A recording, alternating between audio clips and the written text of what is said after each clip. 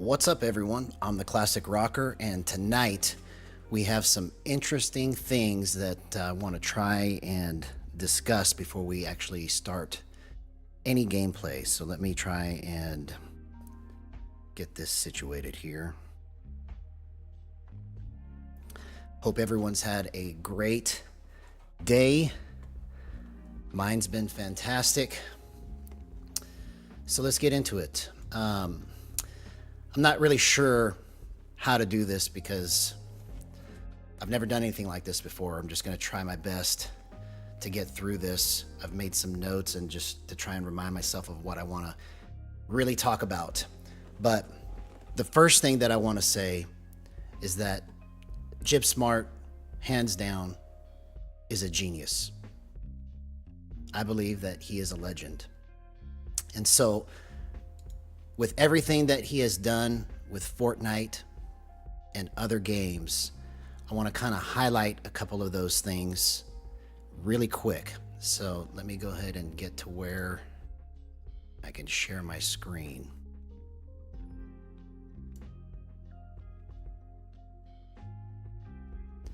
So let's see if it's actually sharing it. Yep, it sure is. So this is the first video that I saw or ever heard of about Gyro, because I'd never heard of Gyro before. So when I first started playing Fortnite, I was just purely focused on aim assist and boost, because boost had come out 3 years prior. So at the end of Season X, or Season 10, Chapter 1, that's when they released boost controls. And so I had been working feverishly on how to do those things with boost, or how to actually make it work for those 3 years. And then when Gyro came out, I was like, what is this? This is incredible. So let me go ahead and play this video in case you guys haven't seen it yet. Forget aim assist, forget dead zones. Actually, let me turn this music off so that we can hear what's going on here.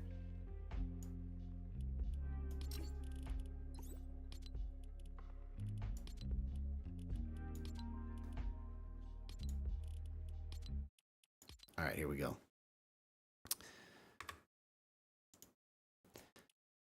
So this is Jibb Smart with the introduction of Gyro into Fortnite back in 2022.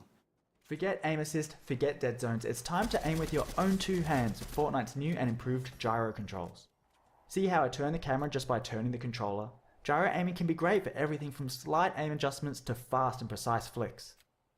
Whether you like to hold the controller upright, flat, or somewhere in between, you should find that Fortnite's new gyro controls give you a really natural command over the camera and over your weapon. I like the extra stability of having the controller flat in my lap, so let's move to an overhead view of the controller so you can see what I'm doing. From a small layer of extra control just when you need it, to something that can more drastically change how you look around the game world, Fortnite has a wide variety of new options here. So let's have a quick look at what you can do. If you enable gyro controls and don't change anything else, gyro aiming will only be active while you're pressing the aim button or while editing a building. That way you don't have to worry about how you're moving your controller during regular gameplay, but you can activate it whenever you need it. Of course, aiming with the look stick still works as normal, even while gyro is active. Players can still use the look stick for big camera movements and just rely on gyro to line up a shot or track a moving target. Other players like to have their gyro always on. If that's how you're playing, it's usually a good idea to customize your controls so that you have a gyro modifier button. Pressing and holding the gyro modifier button will disable the gyro so you can reposition your controller without messing with the camera. Playing like this, you could even do away with the look stick entirely if you really wanted to. But let's try something different with the stick. When gyro controls are enabled, you also have the option to use flick stick. Flick stick lets you turn the camera by rotating the stick.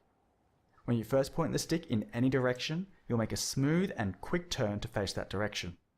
For example, pull the stick back to quickly look behind you, or if you're taking fire, point the stick in that direction to see where it's coming from, and let gyro aim take care of the rest. Once the stick has been engaged, rotating it will rotate the camera. So between flicking and rotating the stick, this gives you fast and direct control over your bearing at all times. Now, because Flickstick uses the whole range of the look stick just to turn the camera left and right, it gives you no way to look up and down. So Flickstick requires that you have gyro controls enabled, and I strongly recommend Flickstick players either have gyro aiming always on, or make it so that engaging the Flickstick also activates gyro, so they can look up and down whenever they need to. Of course, the more drastically you change your controls, the more practice it's going to take to get comfortable with them. So as you give these new options a go and figure out what works best for you, it's probably a good idea to get some practice in Battle Lab, creative modes, or at least warm up against wildlife and NPCs before getting yourself into too much trouble. Check out the Fortnite blog for more details on the options available. I'm Jibb Smart, Input and Gyro Specialist and the creator of Flickstick, and I've so enjoyed working with Epic to bring these options to Fortnite. I can't wait to see what you do with them. Okay, so this was revolutionary and groundbreaking for Fortnite.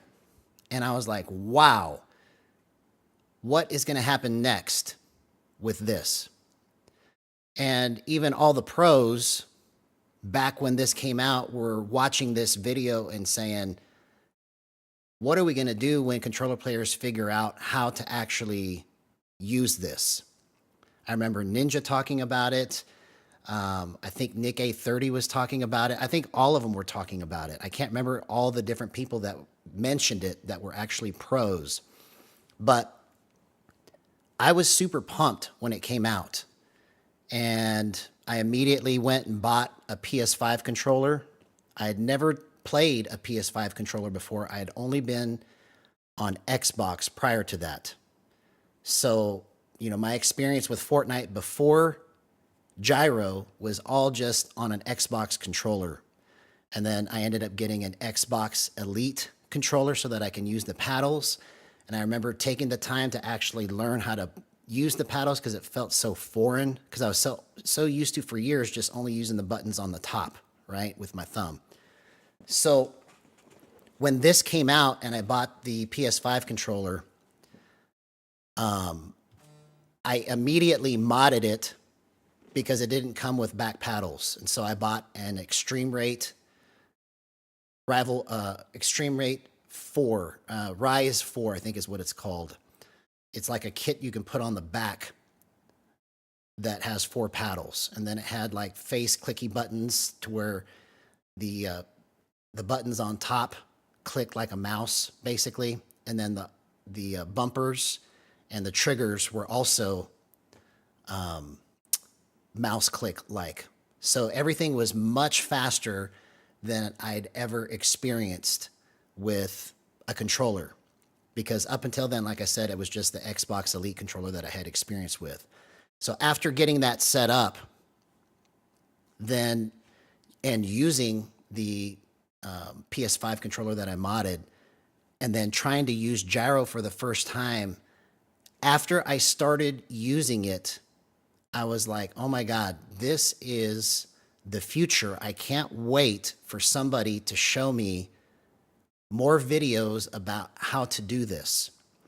And so as feverishly as I was working on Boost, I started working on Gyro, you know, and just to kind of put a little side note in there, when Boost came out, for the first 6 months or so, it was everybody working on trying to figure out how to use Boost. And then eventually, after 6 months, it was like, never mind. It's actually not stable. It's actually not good. And if you do use it, just use a very little bit of it. And then that was pretty much it. And so for the last 6 years now for Boost, the gold standard for controller settings pretty much has been 43, 43, 11, 11, 42, 42, 10, 10. And if you use Boost, it's just, you know, just use a little bit. Don't turn the ramp time up really, and just pretty much just leave it alone if you want to be consistent, okay? So then when Gyro came out, I thought, okay, now everything's going to get figured out. Somebody is going to come out and actually try to do this. And let's just kind of do a little YouTube search real quick just so that I can see what's out there currently, okay? Let me catch up to the chat. Hey, what's up, Mr. I? Good to see you, man. What's up, Go Dogs? Peace be upon you too, brother. What's up, Voodoo? Of course, I am always enjoying myself, man. Always enjoying myself. All right, so let's do a little search for Gyro in Fortnite.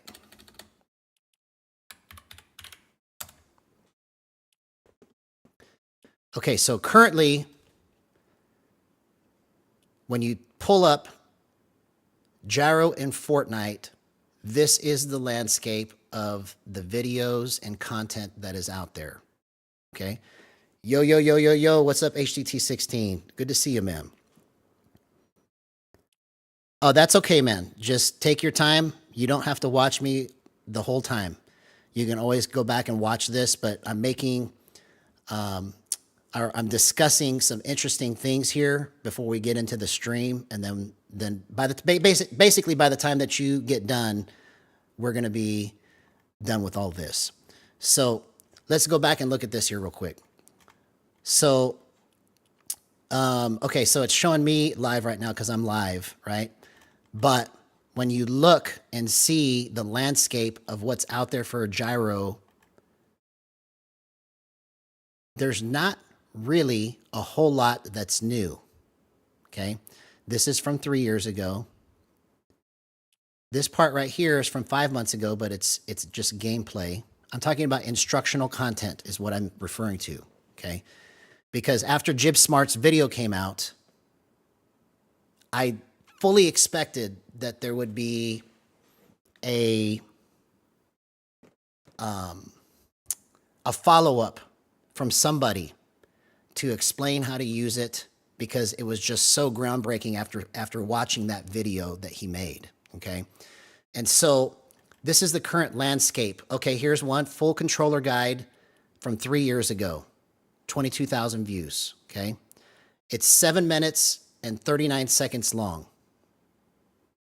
Not enough time to even explain a tenth of what you can do with Gyro, okay? So let me get back into talking about how genius I think Jibb Smart is, because I just can't stress this enough. And I hope that Jibb sees this and hears this, because, and for any of you that have been watching my stream for the last 7 months, you guys know my heart, okay?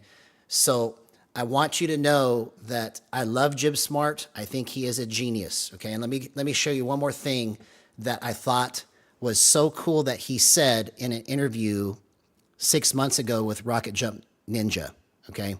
So this is Jibb Smart in an interview with Rocket Jump Ninja, and let me just back this up just a little bit so that you can hear what Jibb has to say. A lot of wins. It's not even about the wins though, and I can tell It you, is, yeah. we can get some wins sometimes. Sometimes the guys and I will just be chatting, you know, chilling, having a good time, just talking about whatever, doing funny stuff. And then we'll realize that all the squads are dead and we'll just go kill the last one. So we'll end the game on 200 damage each or something. And we're like, that wasn't actually fun. We had fun talking with each other, but the actual game, like the win doesn't mean anything when you didn't really work for it. But then you have these hectic games where it's like tower defense, teams constantly coming to you and trying to third party you, and somehow you win against 5 squads, but then you get killed by the 6. That's still the more enjoyable game. Even though you didn't win, you came 10th or whatever, that's still more fun. So what I'm trying to say to everyone is, what does this win actually mean to you? Why are you using the input method that's going to get you the win instead of utilizing your skill to get you the win? I think I'm with you. I want the enjoyment from it. I want the satisfaction from knowing I achieved something. All right, that wraps it up. So thanks again for joining us, and I hope to see you again sometime soon with more gyro information, and hopefully maybe we can see some pros using it in a tournament. That would be like the ultimate, I think. How about you? Yeah, that'd be awesome. I'd love to see that. Thank you. Okay, so did you hear what he just said? I'd love to see some pros using it in a tournament. That would be the ultimate, don't you think? So when he said that and I heard him say that, I was like, that is my dream too. I want to see pros using this in a tournament, because how cool is it that now people that are on mouse and keyboard can't say, hey, that guy just beat me because of aim assist. If you get beat by a gyro player, I guarantee you it's because that guy has skill. There's no aim assist involved when using gyro. But then that's actually the perfect segue into what I want to talk about next, is because as much as I love Jibb Smart, okay, and as much as I think he is a genius at creating all of what he did, okay, there has been a little tiny debate, and it's not a bad debate, it's a good debate, okay? I believe that people should be able to exchange ideas and it not become something that's bad, right? We can have opposing views that we disagree with and still be cool and still be friends, right? So there's been a little debate between me and Jibb Smart, and this is odd for me to say this because he is the one that actually created these controls, okay? But the name of this stream today is, does Gyro have aim assist? And the answer to that question is yes and no. And I'm about to prove it as best as I can on stream, and I wouldn't be doing this if I didn't know for 100% certainty what I have experienced and what I have seen in my own gameplay. I've been on Boost for 2,200 days. I've been on Gyro for 1,100 days, only with the game of Fortnite. I don't know about any other games, okay? So, again, as much as I love Jibb and everything he's done, I'm going into this next segment to prove 4 areas that we have been debating that he says are not actually a thing in the game, and I'm going to try and demonstrate that they actually are. And again, these things that I'm going to demonstrate, they don't necessarily hurt your gameplay, but understanding what they do and how to actually use them can help your gameplay. Okay?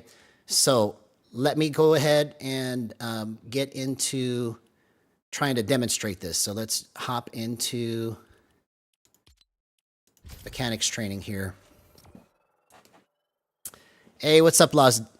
L3 now. Yeah, it used to be Laws DL. I always want to call you Laws DL. Laws L3, what's up, man?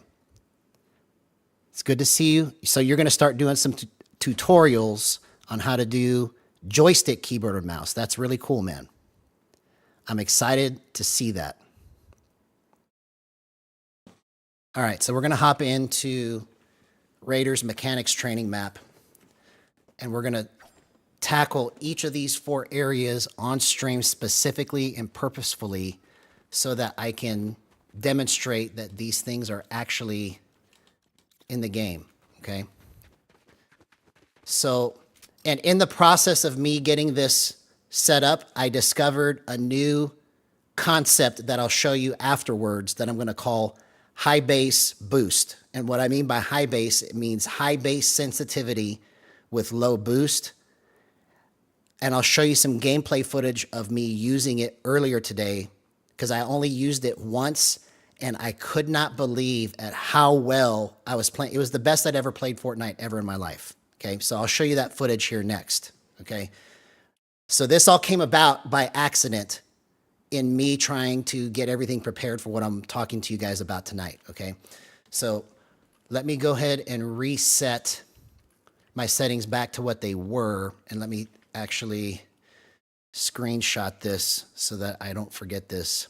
Well, pretty much it's all 5s, so I shouldn't forget that. 55, 55, 55.5. 20, 20, 8, 8. Here, I'm just going to write this down because I'm afraid I'm going to forget it. Give me just a second. 55, 55, 5, 5.5. 20, 20, 8, 8.53. And then 0.97 on scoped. Okay. All right, so all of that's there, so I can get rid of this. Okay, so now let me go ahead and set this up the way I had it. This is what I've played on literally for the last 3 years, is some variation of these settings right here. 3741 has been my base, and then I would just do some variation of boost with it, okay?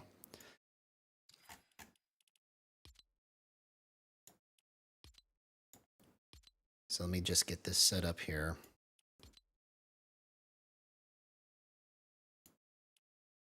And then, what was the last part of this? I got to look at my photos here because I took pictures of it. 4.7 and 112. Okay. 4.7 and 112.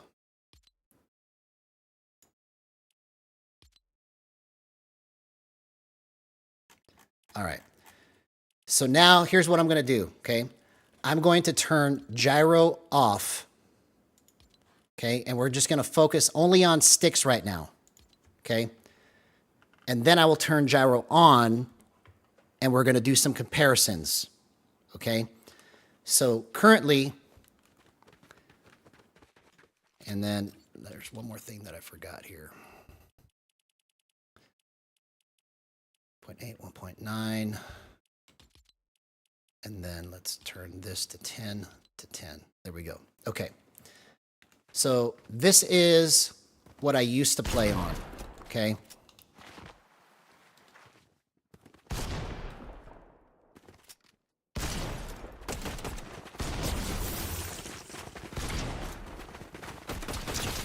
This is with no aim assist, okay?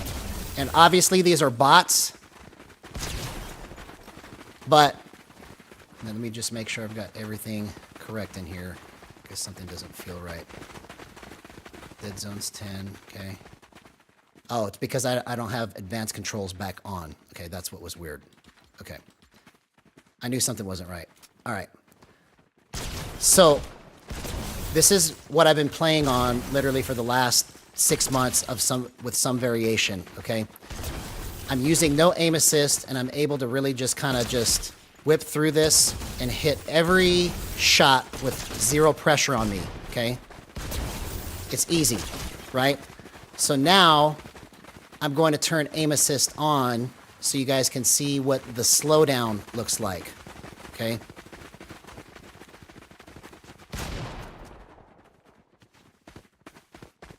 So this is with aim assist at 100%. So when I get onto the target, and this is the part that's going to be the hardest part to prove, because on camera you can't really see unless you like start trying to slow things down in slow motion.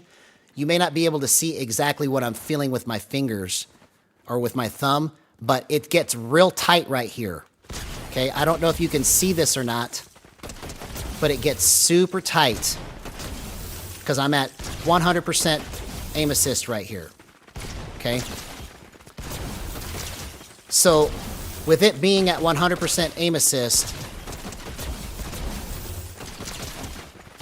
I'm hitting all of these shots really without trying, but watch this. When I try to scope in, it's hard. It's hard to scope in. Okay, and that's one way you can tell that I've got aim assist at 100%. My scope moves much slower, okay? So now watch this, okay? One of the points of contention, and contention is not really the right word, one of the points of disagreement is this, okay? And so I'm going to turn aim assist back off real quick, and I'm going to show you in the basic controls before you ever get to advanced options on controller, okay? So we're going to turn advanced options off. This section right here is what your sensitivity is if you don't have advanced options on, okay? I set mine to 10 insane because the way that it currently works, even though it was not intended for it to work this way, because according to Jibb Smart, this is not a thing, what I'm about to show you, okay? I put it on 10 insane because that gives me the full throttle of my 3741 base sensitivity, okay? And let me just kind of demonstrate what I mean by this. So Right now, it's at 10 insane. I've got aim assist completely off.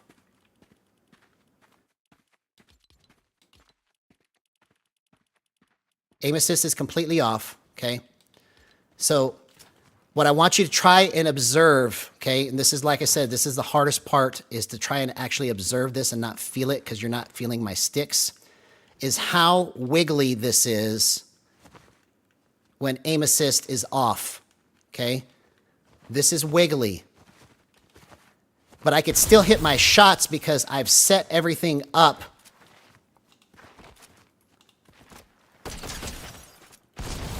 with my sticks to feel good. And to answer your question, Voodoo, how can I show the slowdown to push my stick in one direction over the bots? Because when I start whiffing a bunch of shots that I normally am hitting, you'll understand how this works, hopefully, okay? So this is with 0% aim assist. So now what I'm going to do is I'm going to turn this to 1, okay? So at 1, in the base controls, this is as slow as I'm going to move before I turn advanced options on, okay? So if I wasn't using advanced options, then this is how slow it would turn.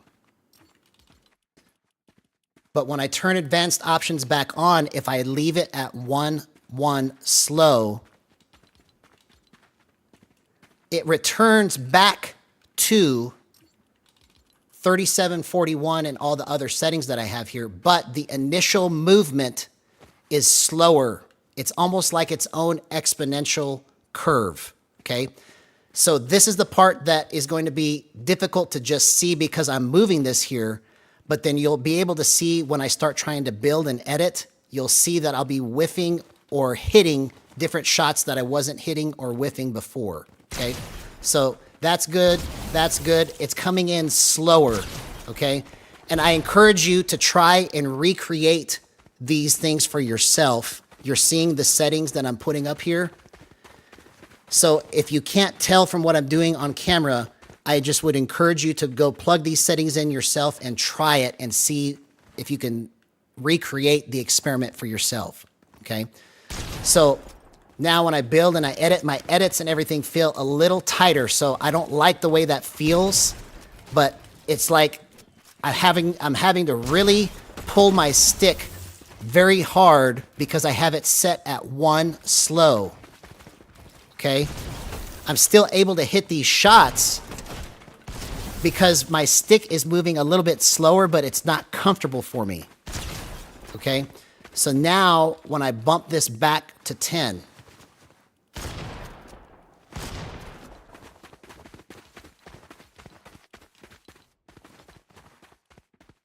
now it's looser right here.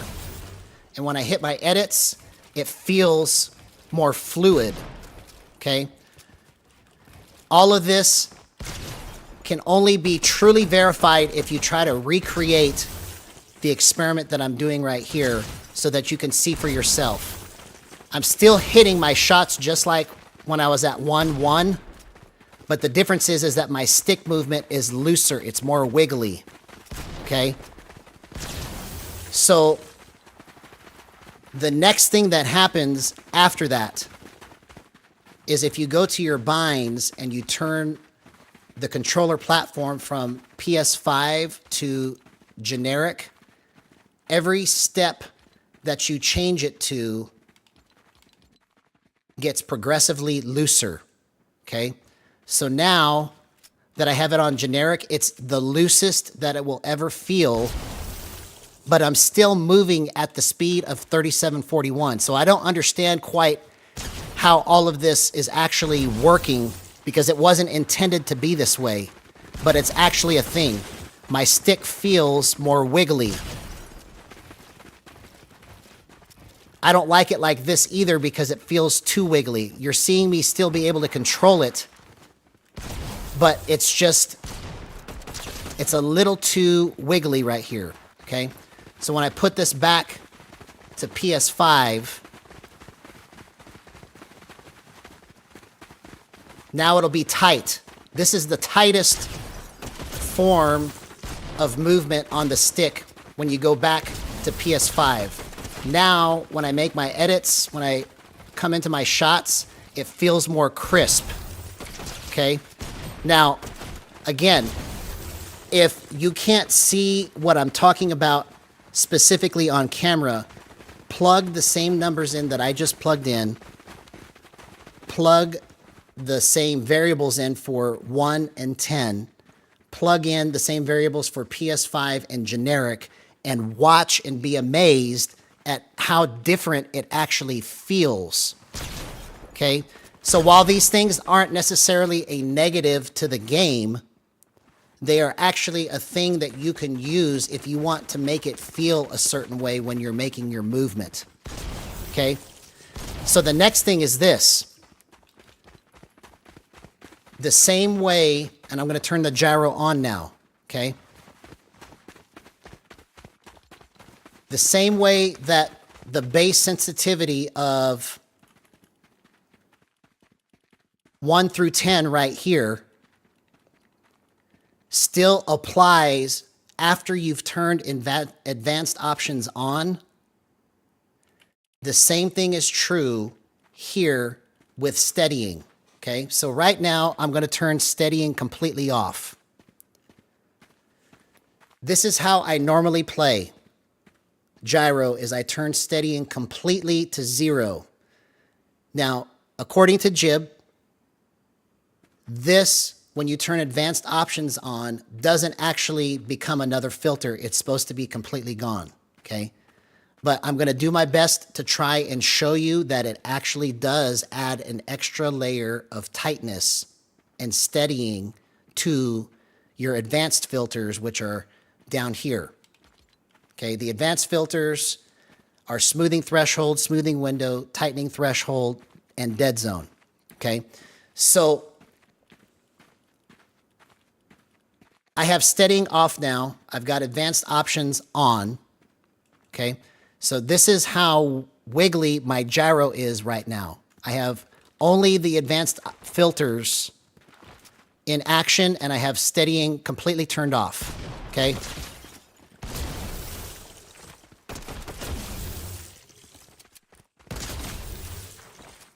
Everything feels fantastic to me like this.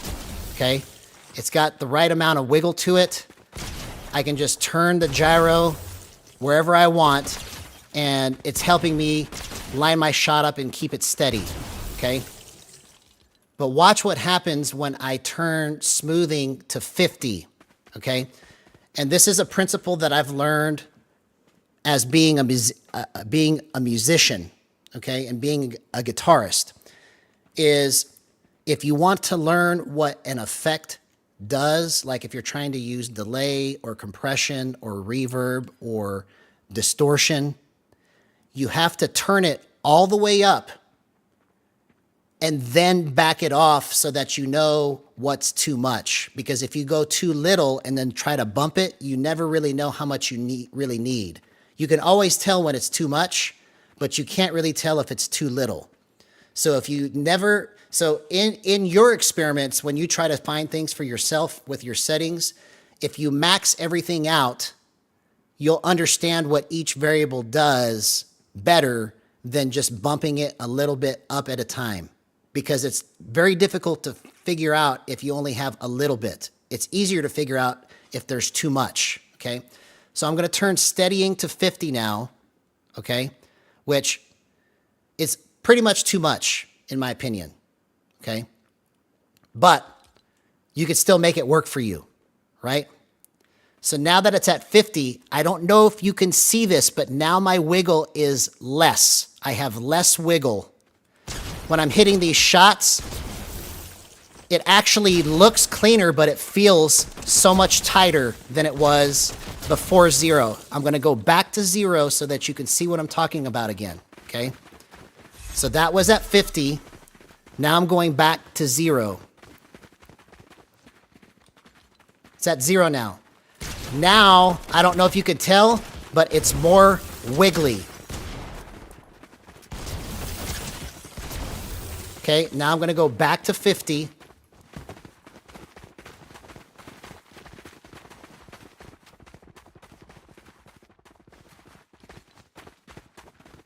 Now it's more tight.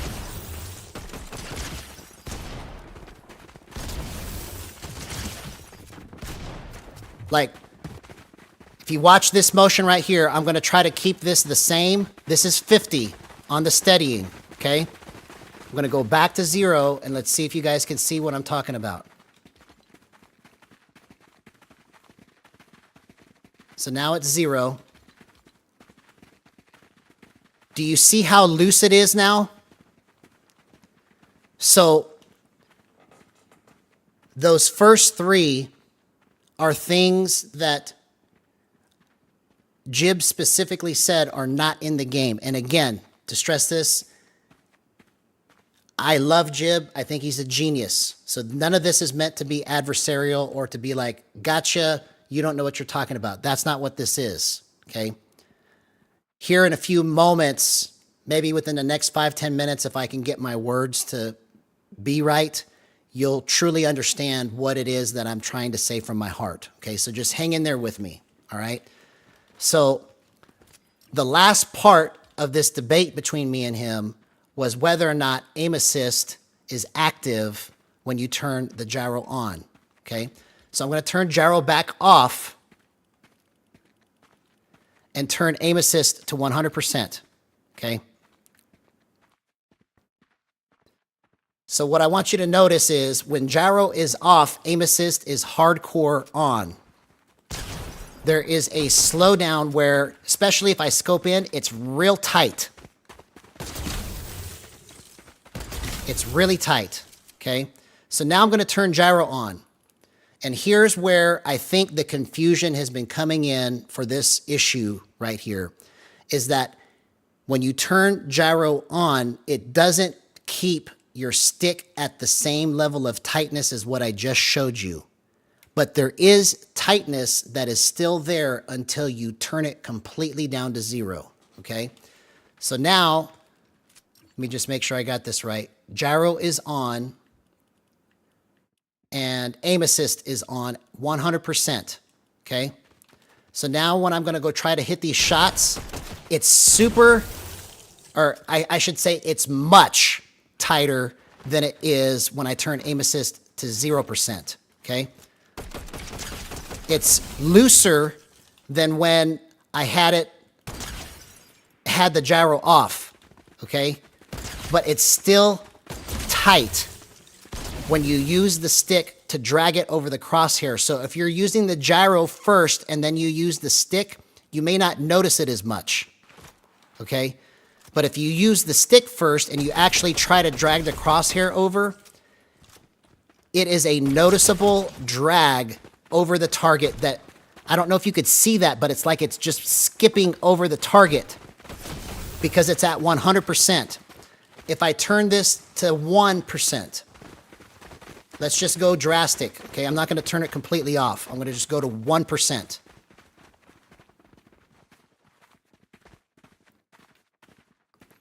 So at 1% aim assist, there's still drag, but now it's looser.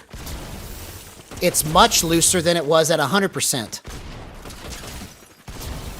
So in my experiments, I actually found that if I go between 67 and 82%, I can get almost the right level of tightness to make it feel awesome. Anything below that and anything above that just felt like it was too tight, especially in close range situations, okay? So now I'm going to turn aim assist completely off. So now it's at 0. So now it feels like I'm just gliding so easily over the target. You see my flicks? It's completely different. I'm going to turn this back to 100%. That was 0%.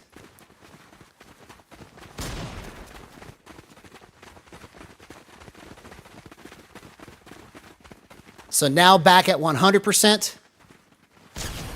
Now it's tight again. I don't know if you can see this, but it's just tighter. And so again, if you don't believe me, plug the same numbers in for yourself and try and see if what I've said is true. And if you find that I'm wrong, please comment in my video about this or on this stream in the actual comments, right? Not just in the chat, and tell me, bro, I tried it and you're wrong, right?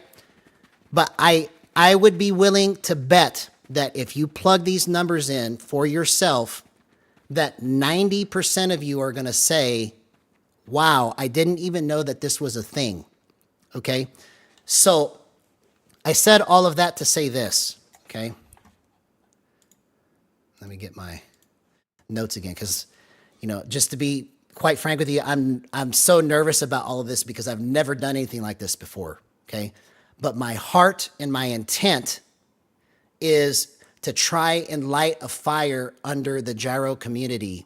Whether I'm right or whether I'm wrong, these things are moot. It's irrelevant. But what my heart and my desire is to see the Gyro community rally around this game so that all of these things that we're talking about and discussing, we can find workarounds. We can find solutions to the things that are a problem with creating the desired and required movement to play the game of Fortnite. Okay? So we all can agree that Fortnite has probably the most unique movement out of any game that is out there. Okay? So instead of it being just me that's doing these experiments and then coming up with these results and trying to show my findings to the world, imagine if there were 20 of me doing these same experiments, posting their results, and actually having a conversation about these subjects. So what I'm proposing is this, okay? I'm proposing that we create a new podcast called Gyro Labs. And the purpose for this podcast is to augment what we already have in Word. Because right now we've got Reddit, and that's about it. If there's any other forums out there that are related to Gyro, I don't know about them. But I think this community would benefit greatly from hearing from experts like Jibb Smart. And if Jibb Smart can't do it because he's under contract with Fortnite, then let's get somebody that is second to Jibb Smart in terms of knowledge and expertise and how to program it and all the rules and variables about the gravity and the shape of the curve and all of that stuff. Because to hear the conversation being spoken and have a debate where you can hear opposing viewpoints, you as the Gyro player get to make your decision on what's good for you. Because I believe that Gyro is not one size fits all. I believe that Gyro is meant to be able to give to the world the ability to set up their controller and program it the way that they want to do it. That's why Voodoo has his way that he likes to play. That's why Nihil Baxter has his way that he likes to play. That's why TSF 1000 wants to use Flick Stick, right? But if we have somebody that can be the expert for each of those different philosophies of using Gyro, we can debate what's better, what's good, how to do this, how to fix the problems that are currently there. So what I'm proposing is that if we create this podcast called Gyro Labs, and every week we bring on a guest that discusses how these things are supposed to work, and then we kind of talk about the different philosophies of how we should get there and what we should do, not just for Fortnite, but for multiple games, for any game, okay? So this is my appeal to the Gyro community and to Jibb Smart. Let's find a way to have voice-to-voice communication so that we can speed up the progress of not only the project in Fortnite that I'm doing, but for everywhere that Gyro is related to, okay? So Let me see if there's anything else that I'm forgetting here.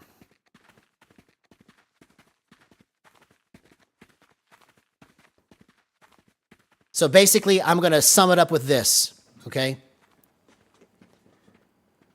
Imagine the Beatles trying to write a hit song over text. It could possibly happen, but the chances of that happening are probably slim to none. And so I'm proposing that if we can start having public discussion, public debate over these things, going through the new Reddit posts, going through the news and gaming and seeing what's the latest and greatest out there for Gyro and talking about it, then I think that is another way that we can start to generate interest in this project that Jibb started that is just so genius and so great. So once again, this is my appeal, talking straight from my heart, and I'm going to try to post this on Reddit, and hopefully this picks up some traction, because I really want to see the furtherance of Gyro, not just in Fortnite, but with any game. So now let me set this back up the way that I had it for high base boost, and then we'll get into some gameplay and see if I can make this work right. So the way I had it set up, and let me actually, before I do that, let me show you, here's the footage, okay, of what I did earlier. Let me get out of this map here. This is the footage of what I did earlier when I accidentally discovered what I'm calling high base boost, okay? So let's go into this match. Let's turn the volume on.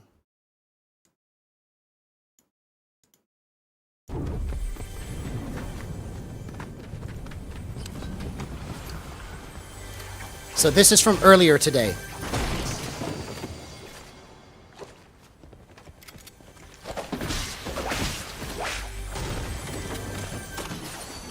Let's get to where I actually get a kill here. Hang on a second.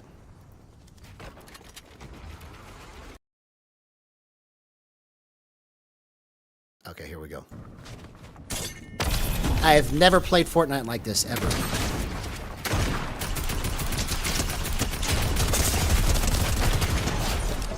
Did you see that last flick back to the target right there? Like, when I did that, I was like, I am onto something, bro. I can't believe that I just did that.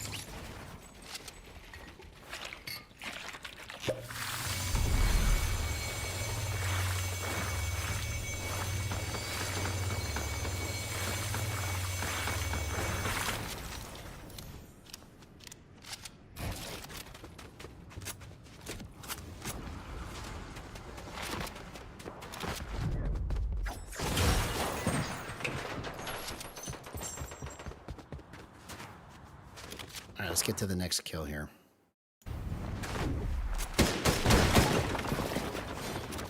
Watch my builds. My building and editing is the best that it's ever been. Watch.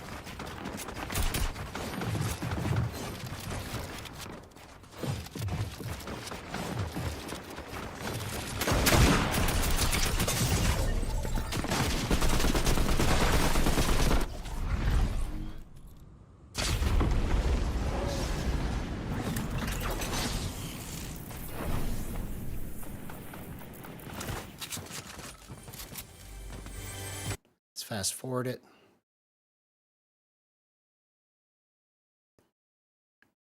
Oh, okay, well, hang on a second. It's this match. I was showing you the wrong one. That was when I first tried it. Okay, watch this. This next one is just incredible. Okay, here we go.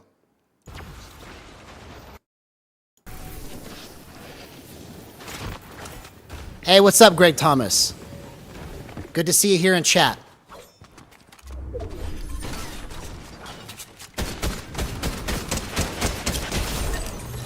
Okay, so that was good tracking right there, right? But obviously he wasn't moving that much. Let's go to the next fight. I'm sorry, I showed you the wrong sequence first. This is the correct one.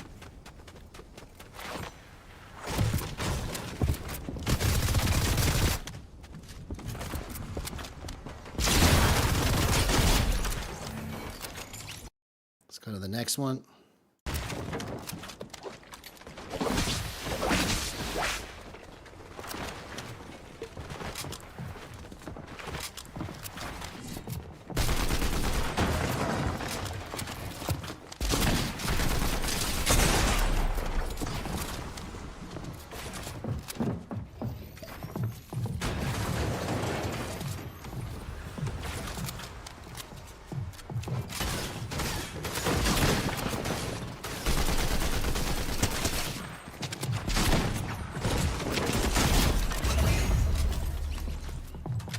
My movement to get to my spots has increased dramatically since I have discovered high base boost.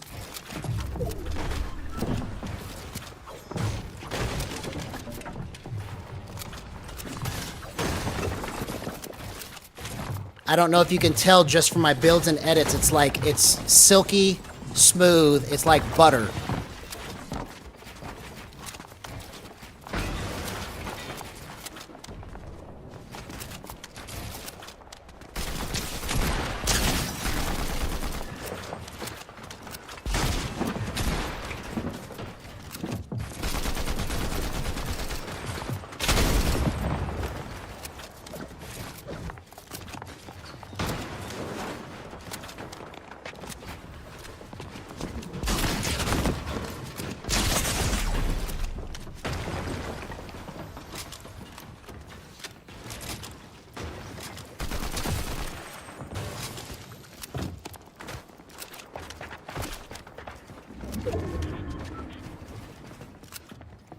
Like, everything just feels so much better since I discovered high base boost. Thank you for that, Mr. I.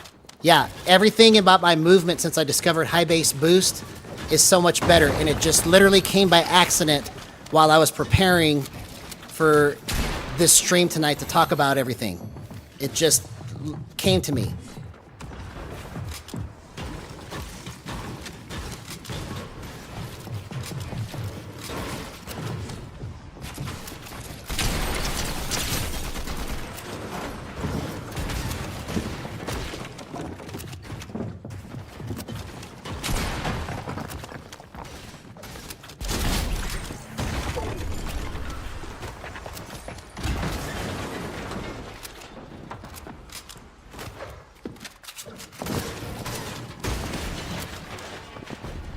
I mean, just the way that I'm moving around right here and hitting these shots. This is all with 0% aim assist. And I couldn't believe that I was doing it. It was insane to me. So I wanted to show you guys that. I mean, there's a couple more cool things that happened, but I want to actually start testing this now. But basically, with me discovering this, this may be the way that I need to play because it fits my play style. Like, I want to be able to just come out of my turns and immediately line my shots up and just continually go boom, boom, boom, boom, boom the whole time. And I wanted to show you that just in case I bomb it afterwards, because there's something to this concept of high base boost. So let me reset this back up and I can show you how I achieved it, okay? So I was at 1.7, 1.7. My base sensitivity here was at 1.1 because it makes it feel tighter, right? Turn advanced options back on. So then I was at 55, 55, 5, 5. So this is why I'm calling it high base boost, because my base sensitivity is higher, my boost is lower, and then I was at 0.5 here. Then I was at, what was the other one? I think it was 20. 20, 20, 8, 8, 53, 97. 20, 20, 8, 8, 53, 97. And then everything else is the same. Turn aim assist completely off.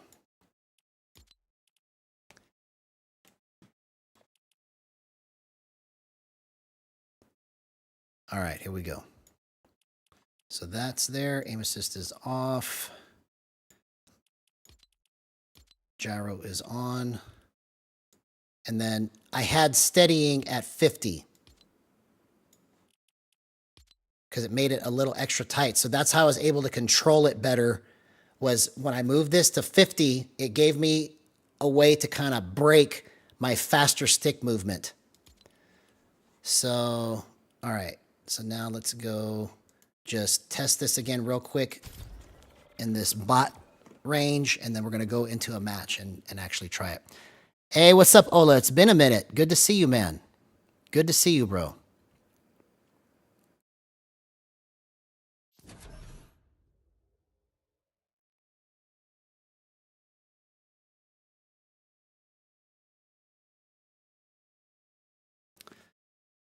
So I'm excited about trying to get this podcast set up, Gyro Labs. I think it's going to be so cool to be able to hear the brightest minds talk about Gyro, and then we all get to learn and benefit from it.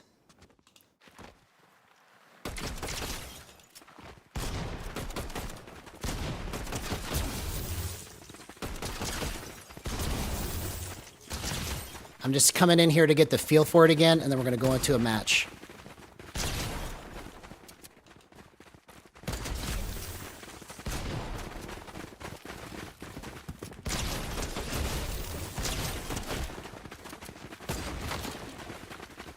Okay, so that actually needs to be fixed real quick. My scope needs to be a little faster. Let's go 98.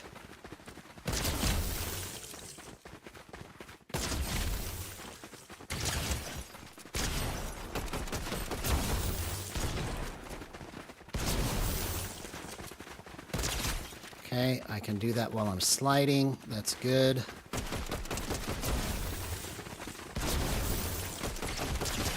I can sweep it across their face, close range. That's good. Close range snipe.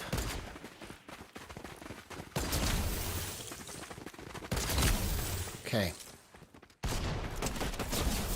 So there may be a couple other things that I need to work out with it, but this is basically feeling right now. It's just a little looser than I like to feel it, but I need to probably figure out a couple other things while I test it just to see what needs to change.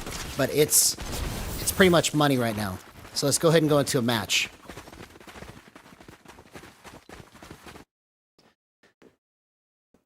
So Ola asks, what is this stream about? So the original beginning of this stream was about how genius Jibb Smart is for creating all of this with Gyro. Okay. And then it was about showing that aim assist actually does play a factor when you have Gyro on. So you should be aware of that if you want to influence your crosshair in a better way. Because for some people, aim assist can be at 100% using Gyro and it work great depending on how they have their settings. But in most cases, it's better to turn it completely off at 0. And so I spent a little bit of time proving or trying to prove. And again, if you don't believe me, you can recreate the same experiment by plugging the same numbers in yourself and see if what I'm saying is true. That aim assist is still active in a small way, and it's sometimes a big way, depends on how your settings are, okay? When you're using Gyro. So it does influence your shot.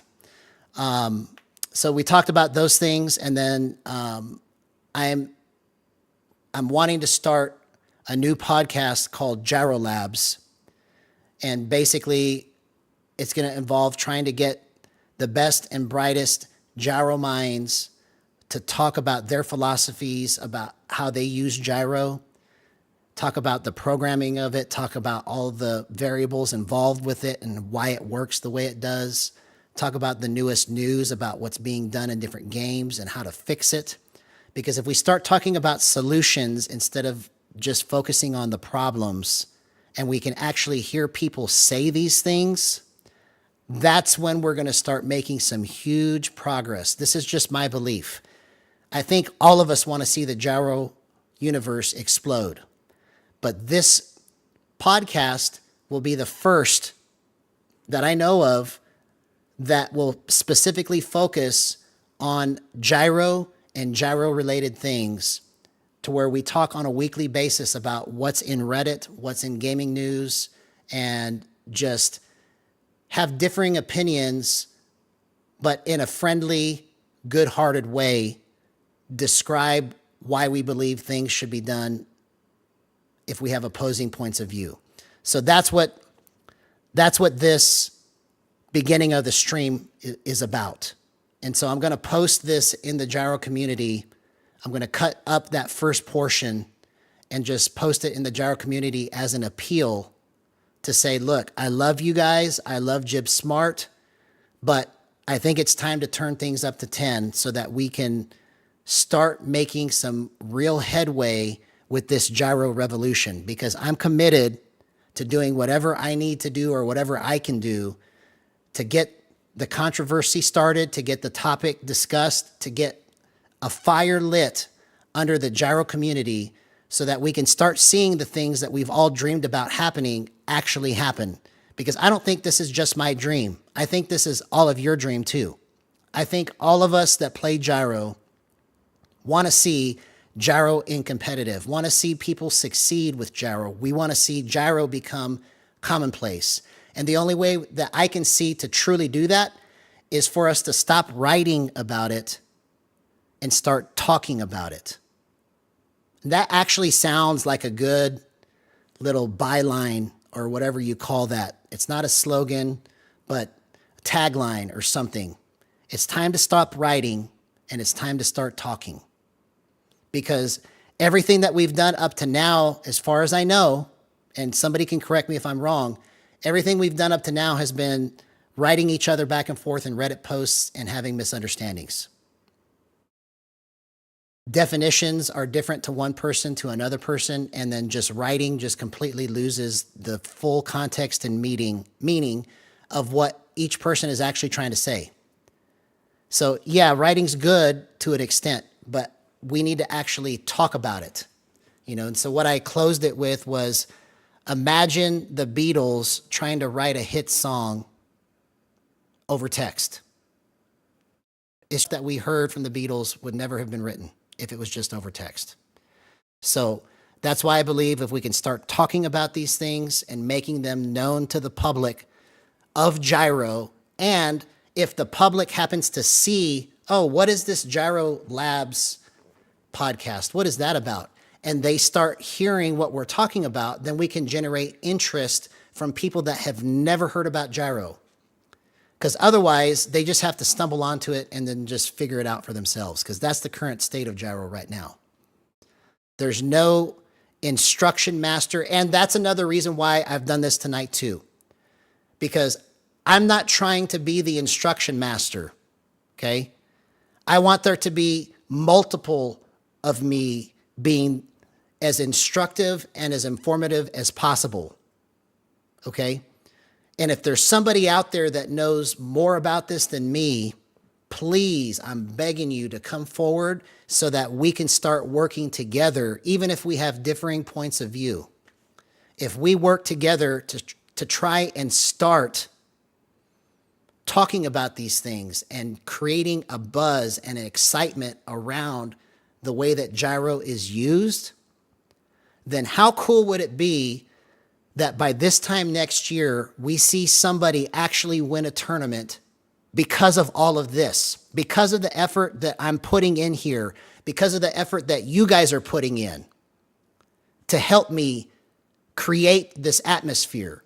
It's up to us to create this environment. This is our window. This is our shot. And if there's something that I can do to light a fire underneath us, then that's what I'm here to do. I don't care if I make a fool of myself. I don't care if people think that I'm crazy. I just am passionate about seeing Gyro become a thing.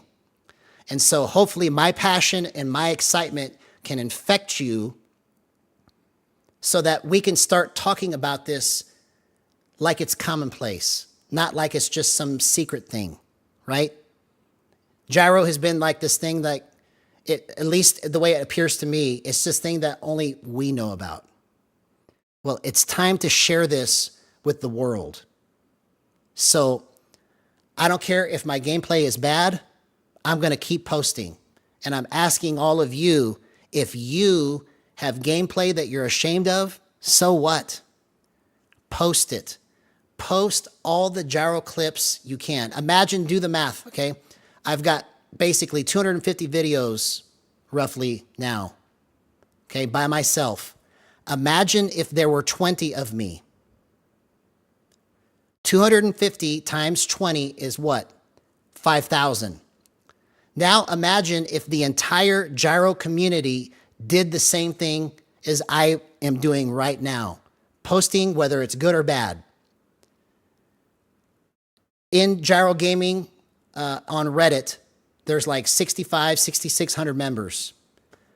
So if all of them, all 6,500 started posting clips and started posting instructional material and started posting things about gyro, that would literally be 1.5 million videos on gyro on YouTube.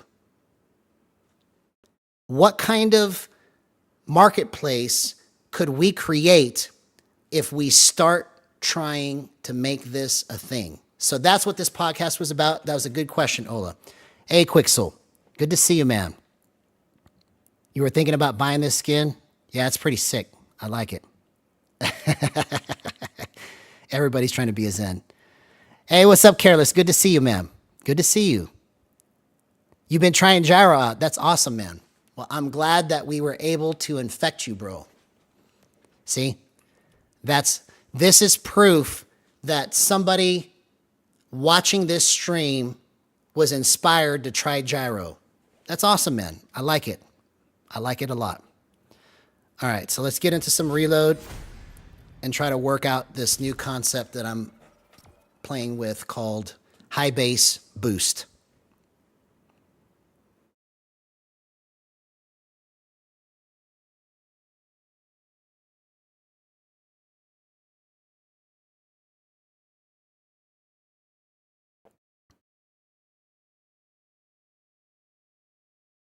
Let's get the lobby music going again.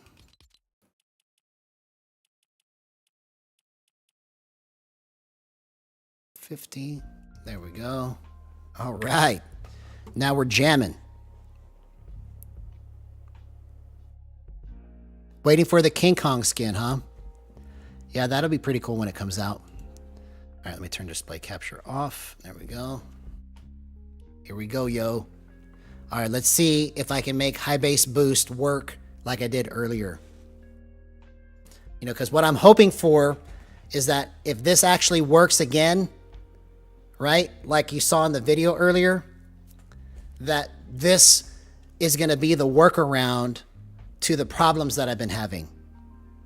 You know, and that's another thing too that I want to say while I've got everybody's attention is that instead of us complaining about the problems that we've got with gyro, right? Let's have solutions and workarounds so that we can get past its limitations. And then because we've showed the results of what it can do with its limitations, and we got creative and found ways to get around it, then we can try to implement those changes because I think they're going to start to care about what we're doing once we find common ground by getting those solutions put together. That's just my belief on that.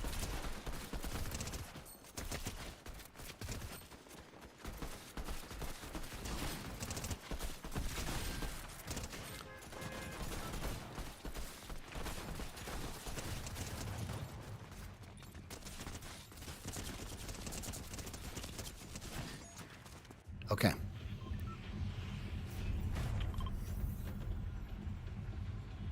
So let's cross our fingers. Let's hope that we don't bomb it. Because a lot of times when I try to showcase something, I end up just totally farting all over it.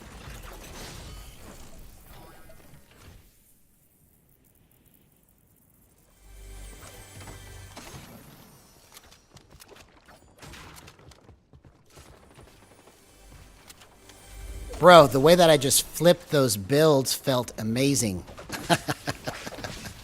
I love it, bro. I love it. I love it. I love it. And my edits, oh my God. It's just...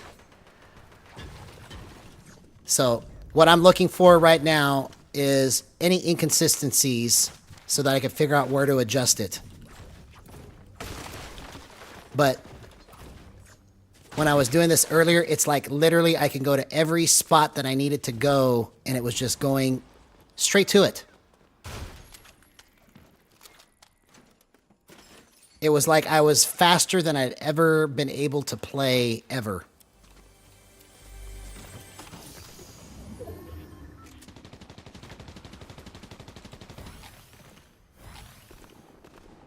All right, come on, don't bomb it.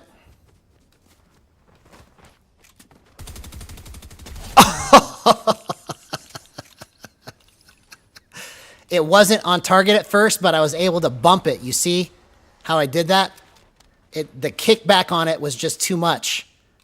So I got to try and fix that a little bit, but at least I was able to get it back to where I needed it to go. That was great.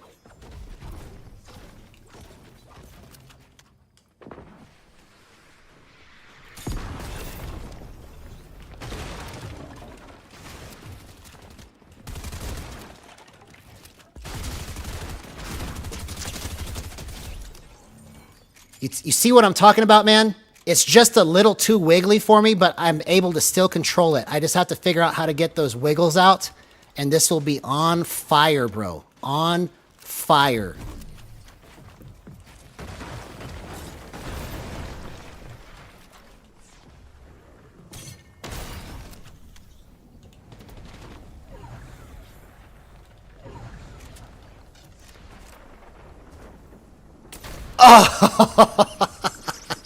That would have been so cool if I could have hit that shot. It looked like it was on target.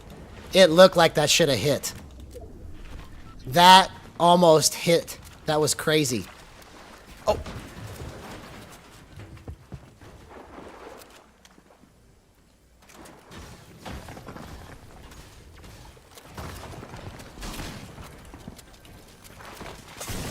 Oh, come on. Oh, okay. So right there was bad. I couldn't get it to the right spot right there.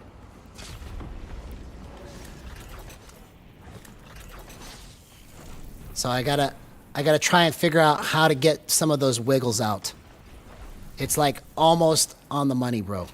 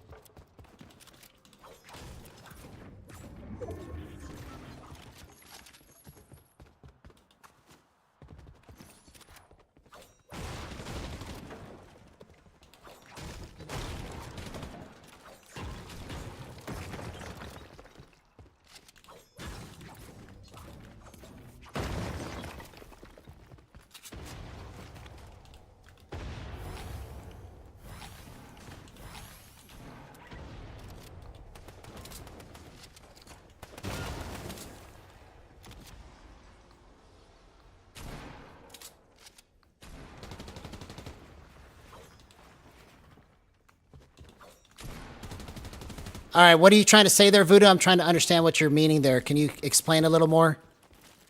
Sorry, I'm trying to focus on the gameplay too, but I don't want to miss the chat. And Ola says it wouldn't have hit because I didn't lead the shot. I'm not sure what shot you're talking about, but I have to try. It's just a little looser than I want it on my sticks, but the concept is there, and I'm trying to get it worked out. I'm calling it high bass boost because my bass sensitivity is much higher than normal. It's given me the ability to like build crazily. Oh, I was just too slow to come into that.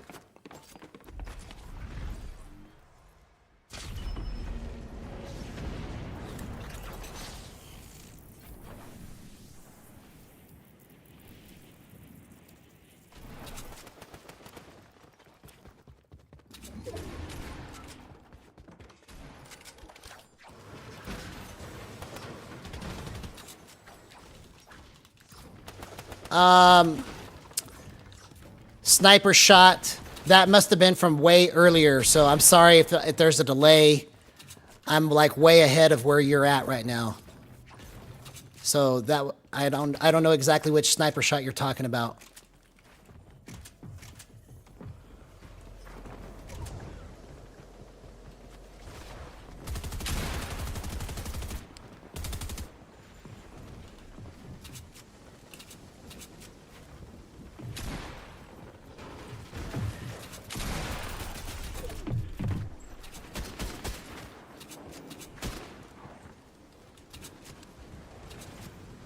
Okay, I'm not gonna be able to get this guy. I'm out of mats.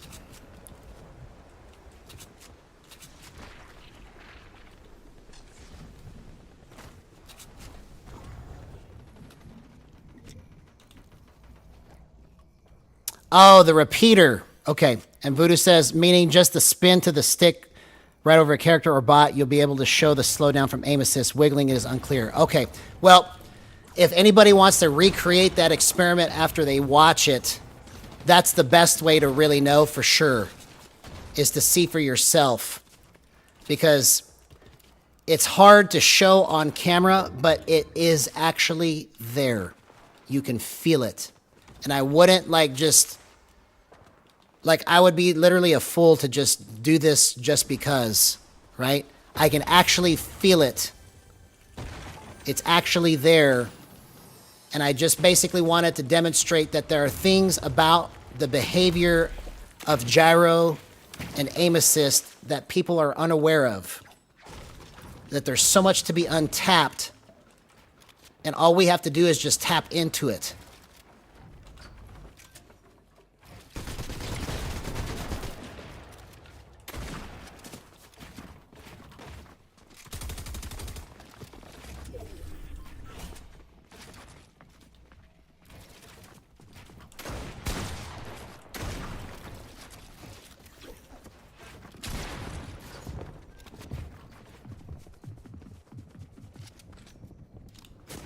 Oh, come on, man. Okay, so that was actually absolutely terrible right there.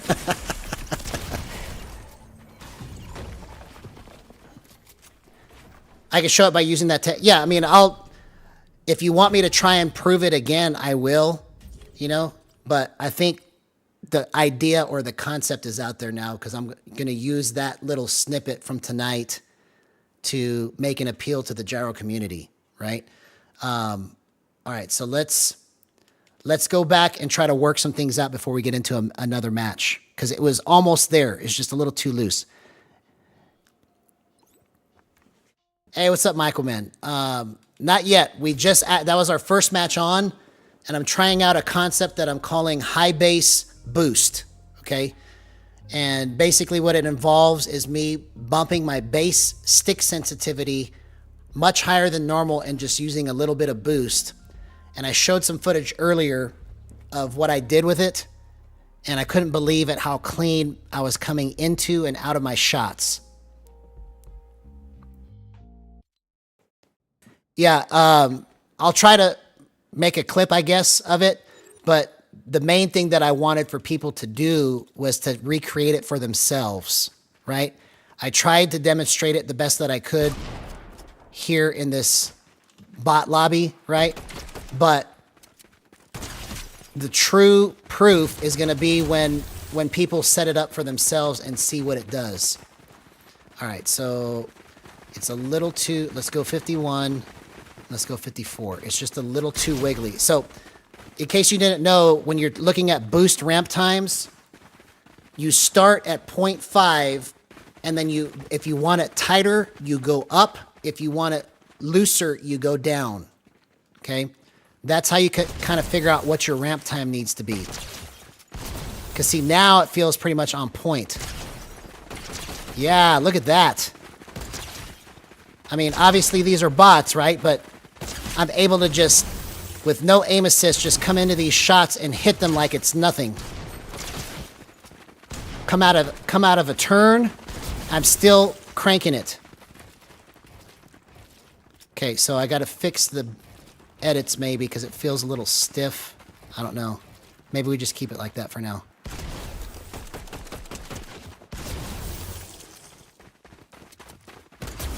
Okay, so I'll try exponential for the sake of Mr. I, but I could tell you I don't like exponential.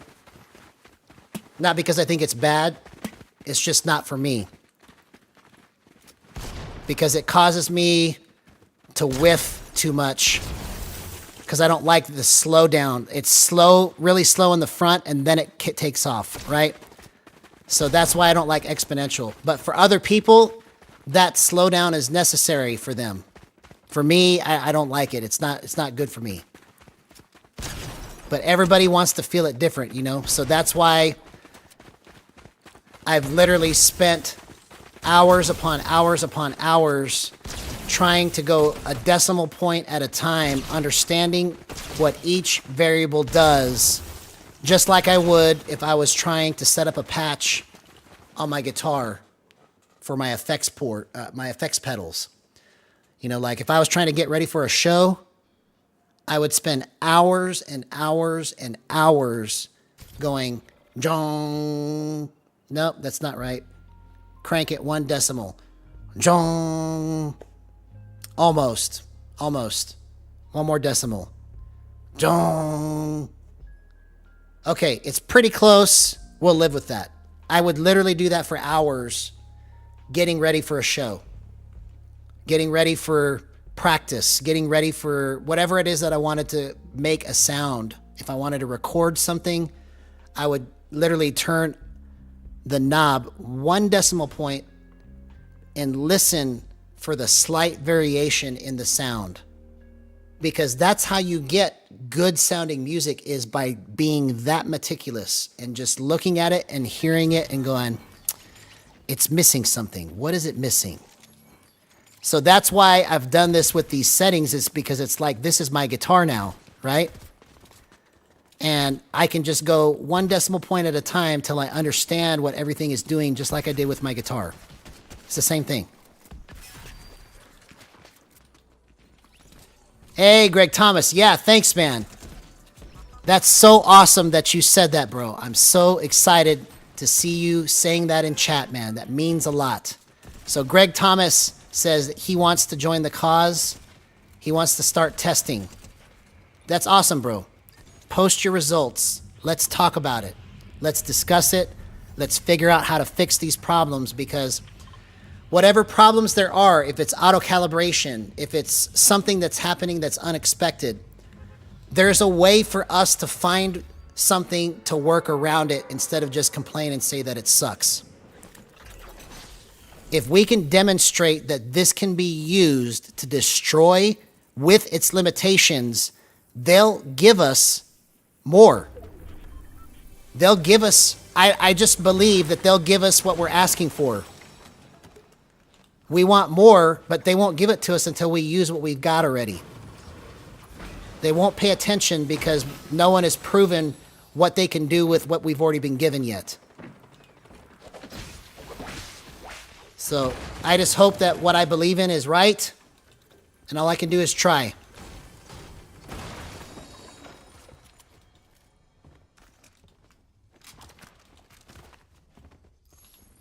But I think since bumping that ramp time up by 0.01, that is probably the trick, because it feels so freaking incredible right now, bro.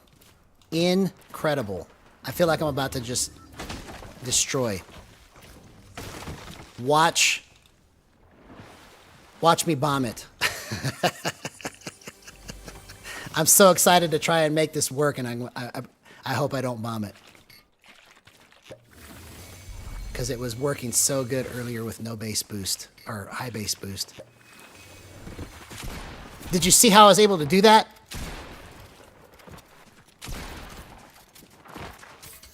Oh.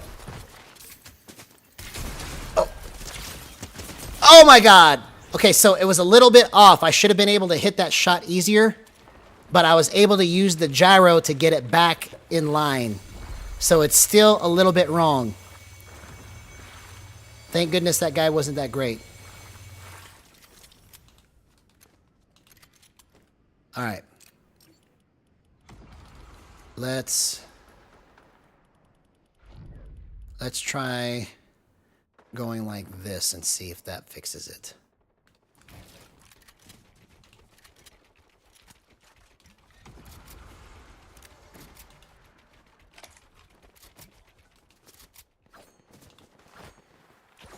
See, that's the power of gyro right there, man. You can be off on your shot and then you just bump it and it goes right back to where you need it to go. So you can make a mistake and then correct it. It's beautiful. It's so much fun. It's just like Jibb Smart said, right? It's more fun to be able to play knowing that you did it versus destroying because the computer did it for you. It's just more fun. That's why we do it. It's way more fun. That's what I hope to be able to demonstrate to the world. Okay, so this... Okay, I have to fix that real quick. Let's see. Let's go 0.98.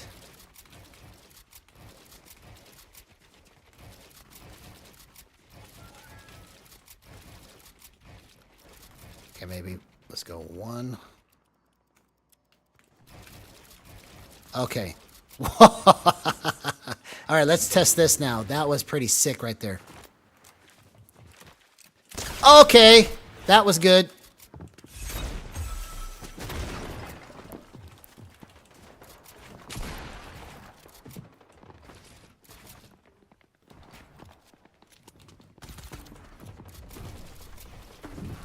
Okay, it's actually not right at 1. It's too loose. Okay, and that's not right there at 6 either. I couldn't line it up. All right, so let's chill for a minute and try to adjust it.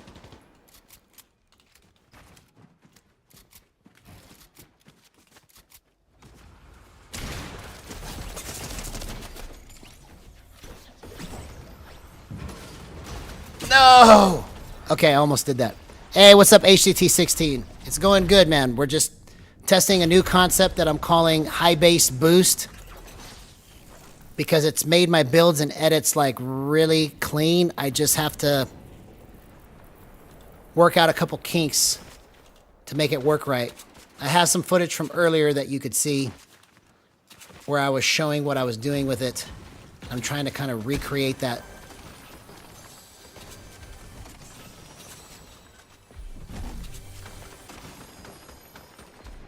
Okay. All right, so let's see if we can fix this real fast before we die. Okay. So let's go back here. Let's go back here. That's where it was at. And then let's keep this right here at 54. And then let's go back to 96 right here. Okay.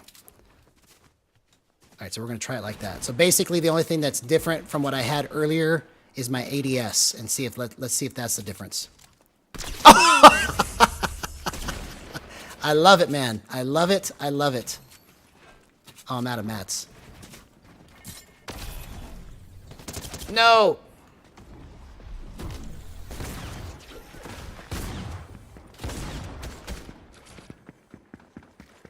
Ah, I couldn't get out of it. Ayo, Sonic 2ist. Been using Gyro for the past 6 months, yet I don't think I have a good handle on the movement. I have it only for ADS long range aim. Bro, so good to have you in stream, man. Wow. I love this. This is awesome. It's always good to have new people in chat. If you haven't done so already, please like and subscribe. Any problems or issues you're having with it, please let me know, because that's what I'm here for. I'm here to help you set your controller up the way that you want. So, type it in the chat. Let me know what you're experiencing, and I'll see if I can try to talk you through it.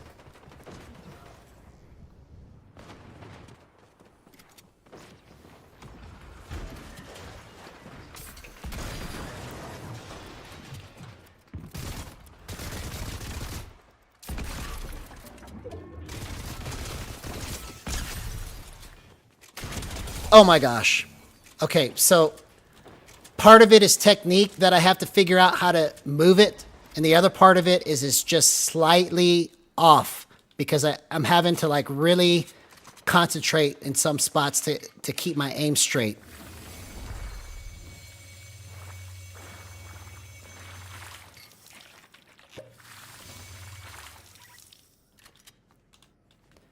See, I'm telling you, Ola, the more people that report back that aim assist actually still is active while you're using gyro, then maybe something will be done about that, right?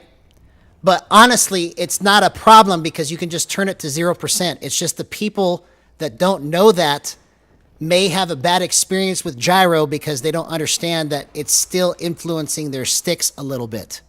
So that's very awesome that you reported that. Greg Thomas says, how my problem is ADS long range because of the auto calibration. Okay, so I'll try to, after this match, go into a range where I'm shooting bots at long range to show you how I am achieving accuracy at long range. Okay, there is a workaround to the auto calibration, and it's just in your technique. That's what I'm going after. Is I don't care what problems there are with gyro, there's a way to play this that you can use and make it work in spite of its limitations. And once we can be successful making it work with the limitations that there are, then maybe they'll listen to us. Then maybe we'll make some headway and be able to start letting other controllers besides PS5 be a part of Fortnite. Maybe we'll be able to use Joy-Shock Mapper in Fortnite. Who knows? This is just the beginning. This is just the beginning. But it's never going to happen if all we do is complain and say it doesn't work. We have to find the workarounds. It's our job to show, hey, this is the problem, but this is what I did to fix it. So instead of us having a bunch of complaints, let's find some solutions. Oh! That was great, bro. It's still a little too loose, but I loved how I did that. See, that's the fun of gyro, is that you do things that you're not expecting. You like try to move it, and then it actually works, and you're like, wow, I can't believe I just did that. That's why it's so fun. Yeah, I will show you how to do that because I do it a lot. I beam players out of the sky a lot from long range. It's just a matter of technique. I call it thumbstick roll. If you haven't seen my complete controller guide part 1, I talk about all of this in there.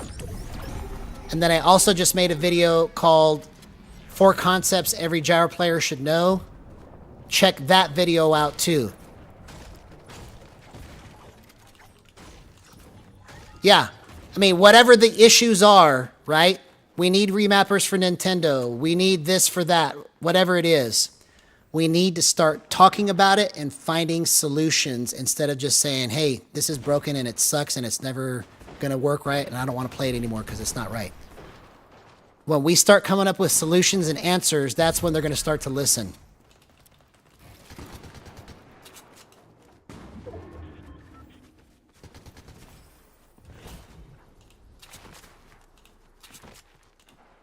Because I believe that gyro should be played any way you want. Controllers should be played any way you want. Whether you want to use gyro or you want to use aim assist. You can use any part of it you want. I'm here to help you set it up and destroy whatever way you want to.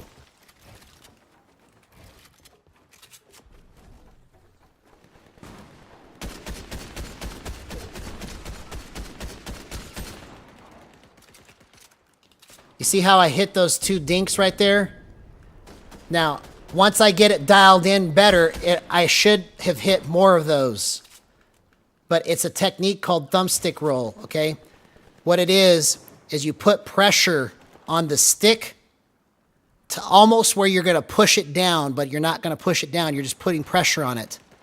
And then you use the gyro to help you keep it steady. So you're applying pressure and using the gyro to roll it.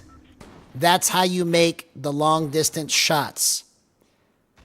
If you try to crank it like this long distance, it's not going to work right. If you try to move it like this long distance, it's going to be hard. But if you use pressure on your thumbstick and then roll the gyro, it's called thumbstick roll is what I'm calling this technique, okay? That's how you hit your long range shots. See, I almost hit those, but the spread was a little bit too wide.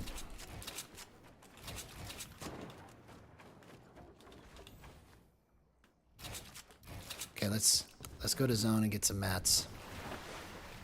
Just switch shotguns because I don't want that shotgun. That's not going to give me mats.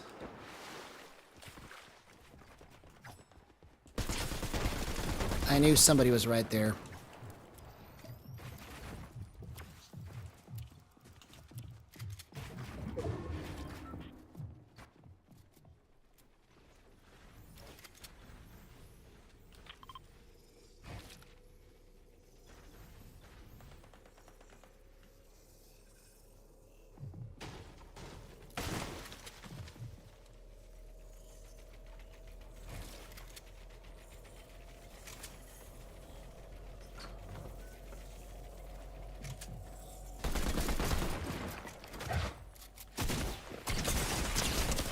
Oh, okay. All right, so let's try to work this out. So I'm going to go into the range so I could show Greg Thomas and Sonic Twist what I'm doing here.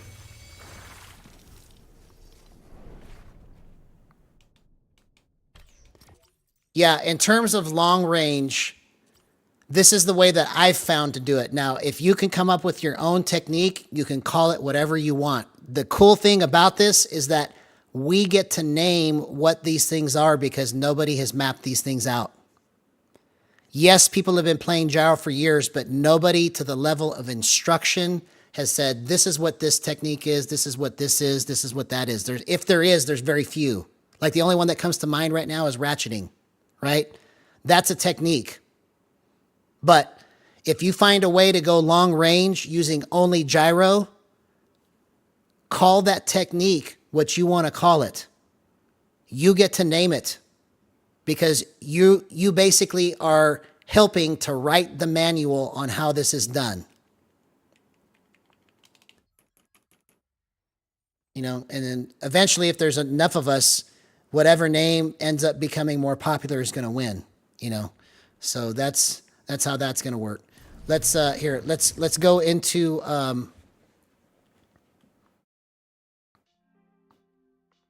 let's go into a range. See if we can get this worked out. Then we'll go back into a match. See, I want to promote the concept too of experimentation. Like, this is my laboratory. You've got your laboratory. I find my results, you find your results, and we share it, and we just make this whole thing a freaking monster, man. We can turn this into a giant if we all just work together.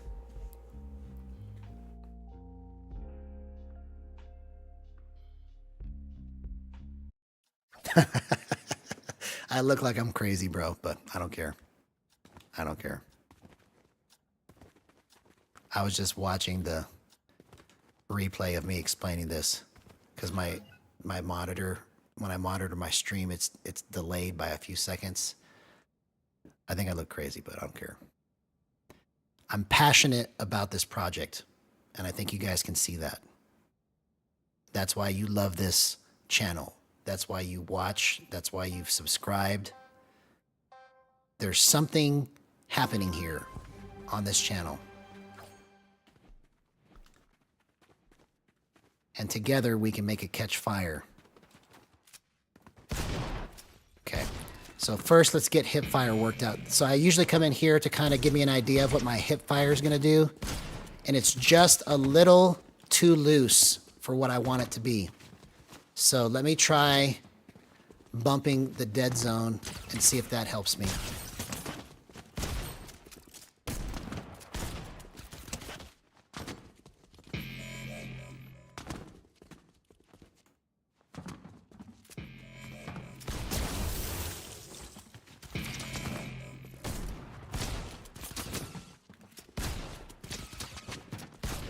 Okay, I think maybe we're on the right track here. Let's keep bumping it.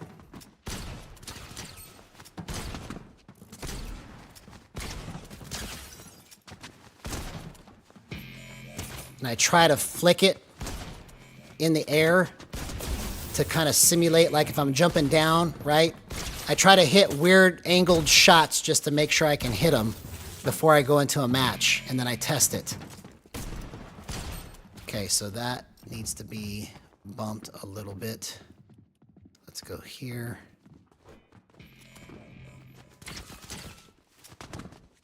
Okay, that feels clean right there. Because like I can swing in and then just get to the right spot. Okay, so now let's test long range. Yeah, that feels amazing. Okay, let me check scoped real fast. Hang on.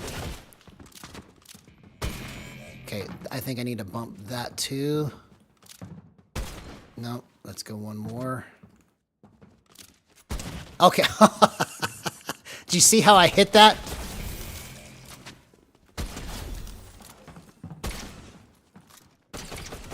Okay, I think this is good. All right. So now I'm going to show you guys what I do long range, and then we'll go into a match, okay?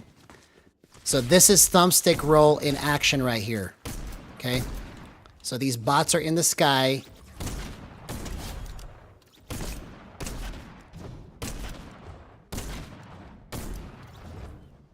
I am proving that this can be done on Gyro, even if auto calibration is a problem, okay?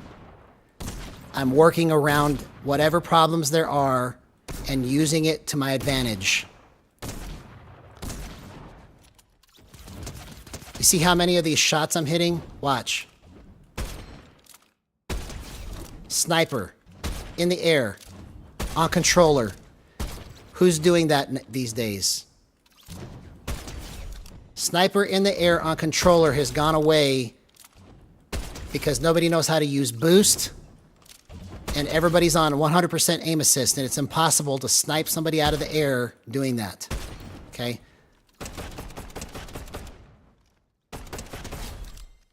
So do you see what I'm saying there? Ola. All right, man. Good to see you. Good to see you. Have a good night, bro. Appreciate the support. Okay, so let's check this.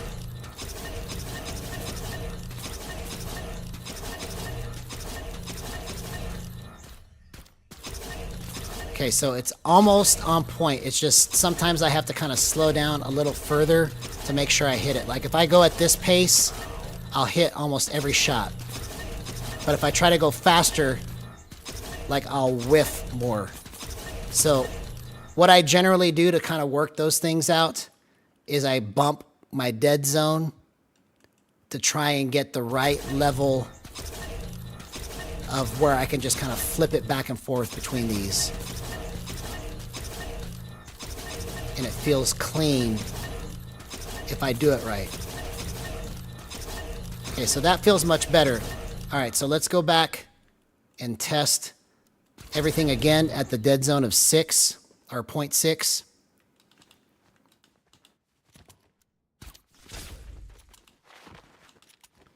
Okay, skeet.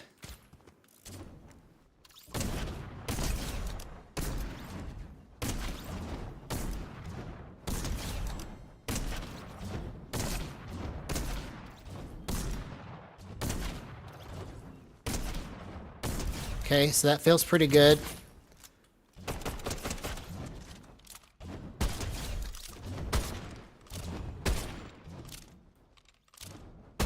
Okay. All right, so let's check one more thing and we'll go into a match and try it. But you see how I'm hitting those shots? It's using thumbstick roll. That's how I'm able to hit long distance shots easily.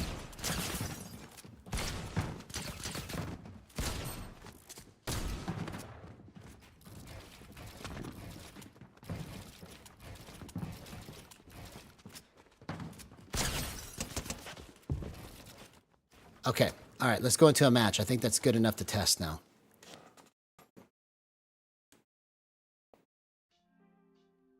And I don't know if you can tell, my builds and edits just feel amazing like this. So I think I'm on to something with this high base boost concept here.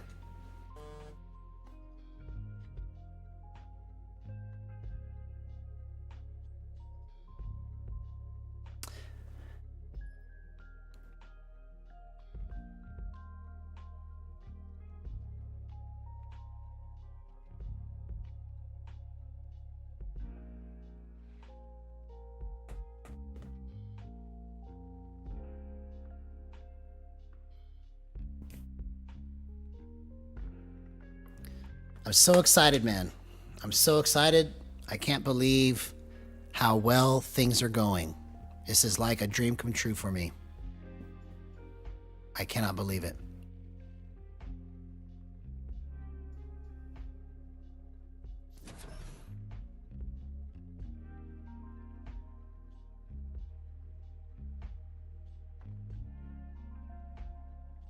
Incredible.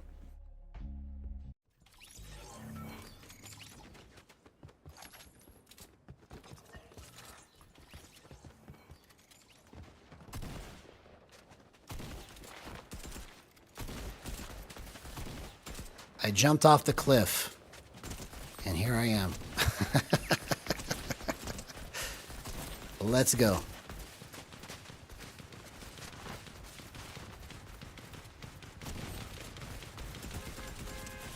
Oh, I think I know what I need to do. I'm going to go 49.5 on the smoothness, or on the steadying. Let's see. Let's see if that helps.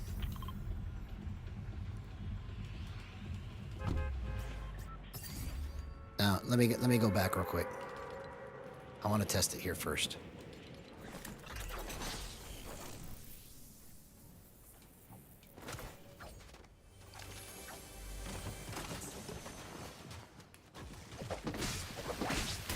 Oh, I didn't know he was on the roof. That was dumb. That was dumb.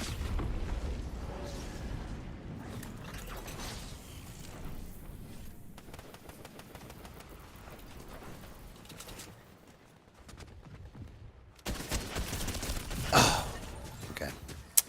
Well, that's a bad test right there.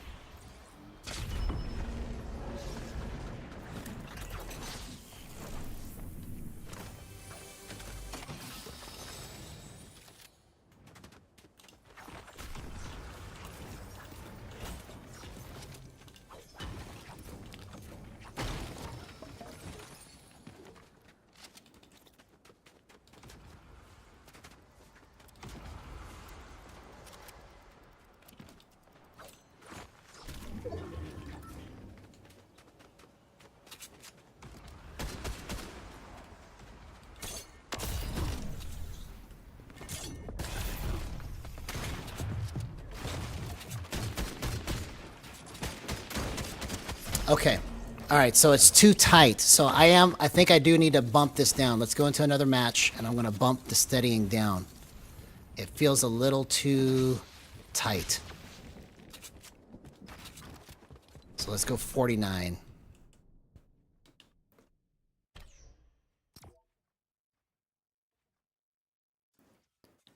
You're welcome, man.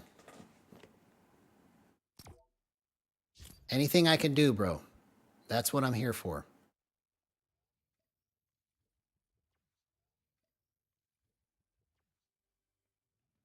I know what it's like to be so frustrated, not knowing what you need to adjust, because you're like, it's right there, but I don't know what to turn. I know that feeling, bro. So anything I can do to help you get rid of that, that's what I'm here for.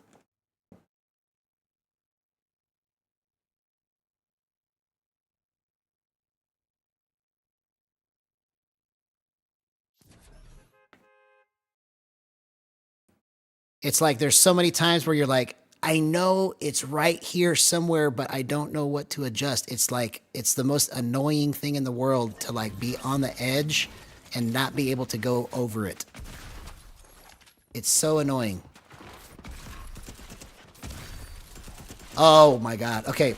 See, this is more proof that steadying does actually add an extra layer on top of the advanced filters, because now it feels absolutely incredible right here.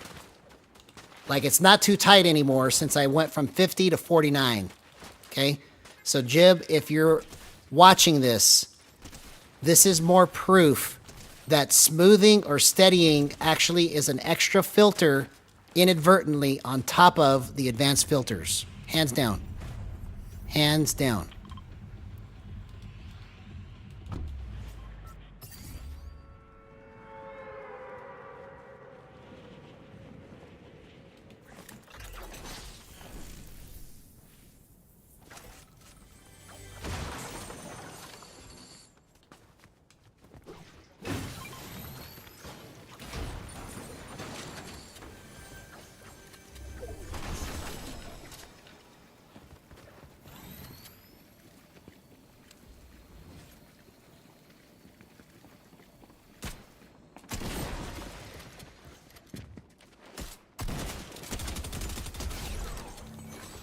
Okay, so it was a little wonky, but I'm going to keep rolling it. Like I had to like move weird to get it to go where I want it to go. So let's just keep seeing how this works. Okay, all that feels good, but as soon as I get some weird movement against the player, I have to kind of like move weird. So let's just see.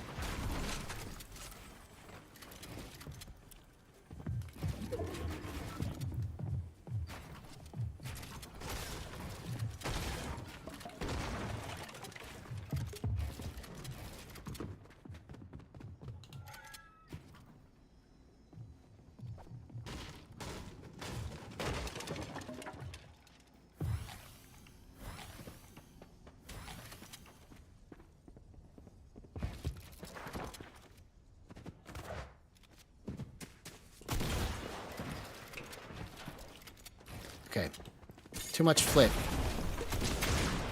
Okay, I was able to flip it. That was good. I used all my mats.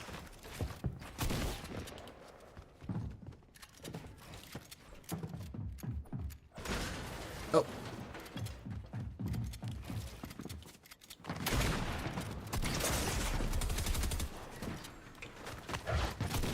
Oh, okay. So it was a little... I gotta adjust it some more. Let me go down to 48 and a half. It's just a little too tight still. When I'm not trying to track weird movement, it feels great, but it's against somebody that's got weird movement, it's crap. So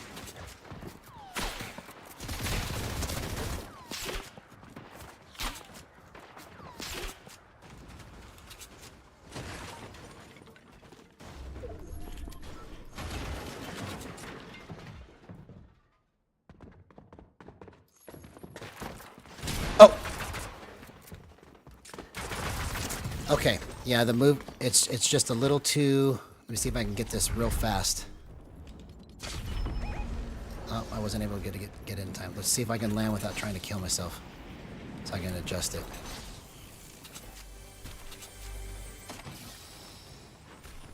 Okay. Don't shoot me while I'm adjusting. Okay, bench hour options off. Back on. All right, so now we're at 48 and a half. Okay, let's see if that's loose enough.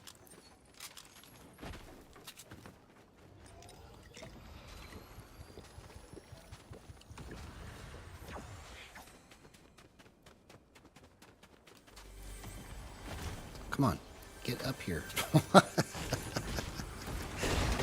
Oh, I just break one piece and the whole thing comes down. I hope that's how the gyro revolution goes. I just break off one leg and then the whole thing comes upon the world like a tidal wave.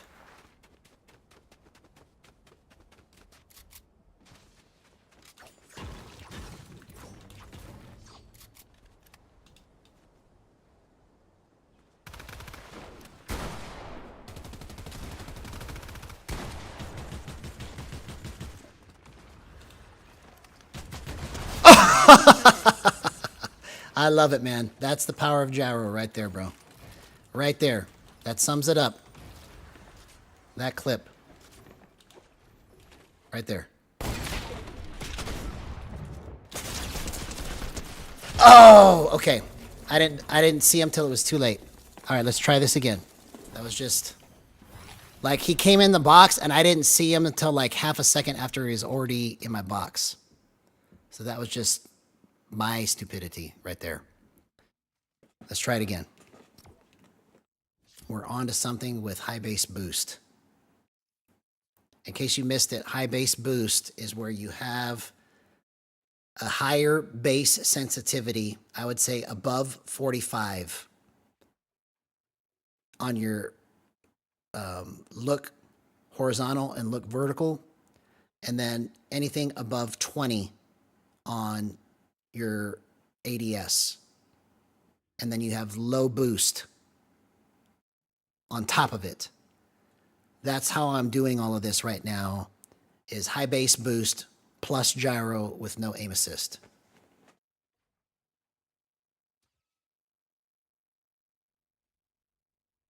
It's revolutionized my builds for sure. My building just feels completely crisp and on point. All of my flicks are just money for builds.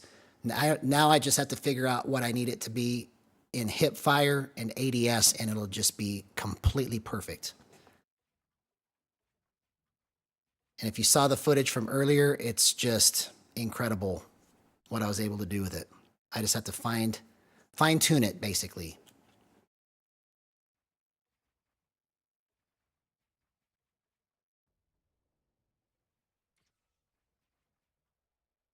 You know, and if anybody can come up with their own new techniques of how to do things, I want to see it. There may be something that I can learn from you that I never would have thought of. If there's things that you're learning from me that you never would have thought of, let's exchange that. Let's return the favor and let's show each other what we can do. Because the faster we start doing that kind of stuff, the faster that this project goes over the top. Because all the concepts for how to do this are out there. It's just waiting for somebody to teach it to the world. That's all that's left. We have to just demonstrate it and teach it.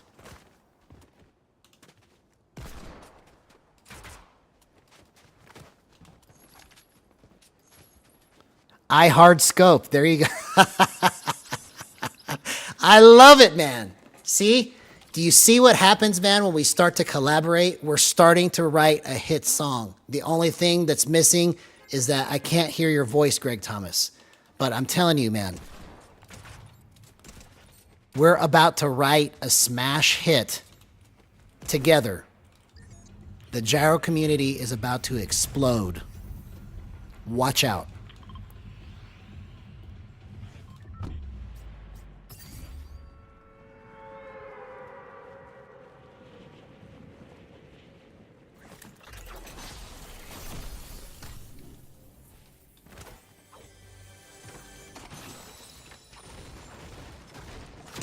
Oh.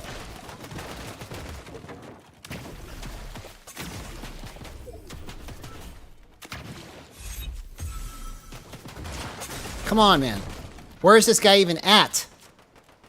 Yeah, you get him back for me. Thank you. Thank you. Thank you. I need to escape. Escape!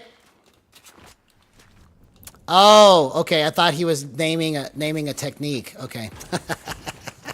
Shows you how much I know, right? I love it. I know nothing. I know nothing, literally.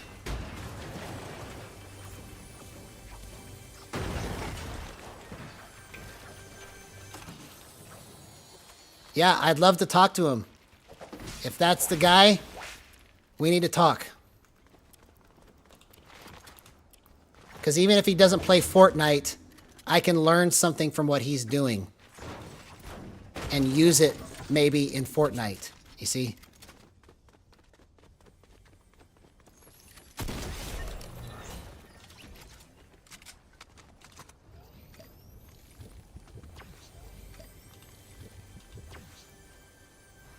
Yeah, so that's why I'm saying is that I found a workaround for the auto calibration, right?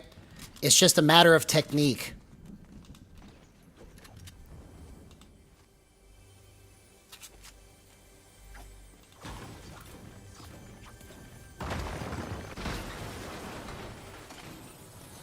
Oh, perfect. I love this pistol. This pistol is so money for me. I love it.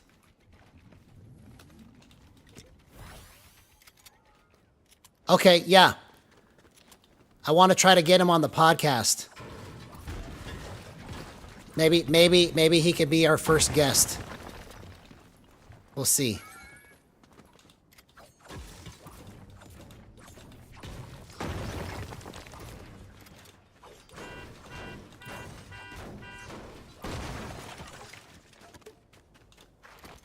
Oops. I'm trying to pickaxe, not shoot.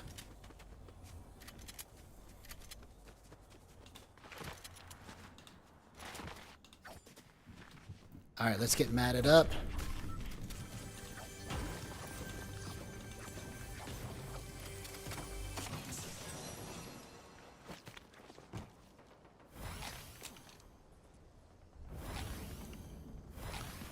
Okay.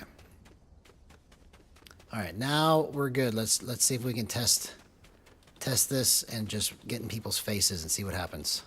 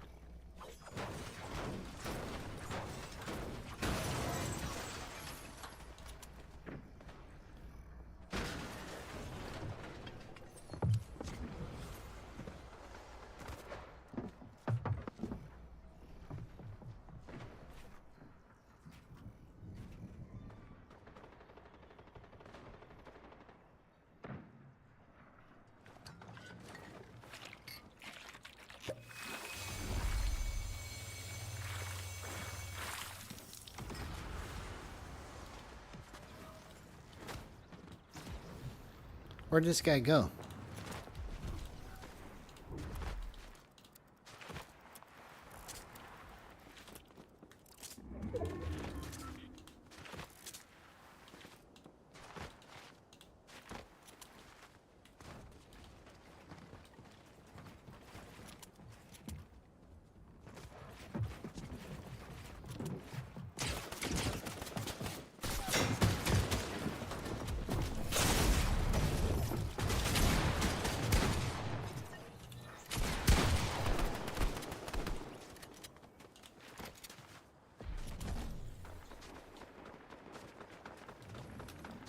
Okay, so I still can't tell if it needs to be adjusted or if I'm just playing it wrong. But at least I was able to get out of that without dying. So I'm happy about that. But I want to try to recreate what I was doing earlier where I was just scaring everybody I came up against because they couldn't get away from me.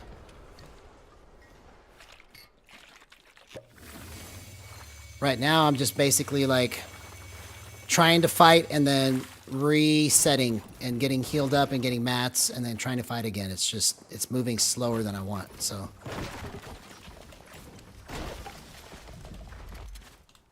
But at least I haven't died yet, right?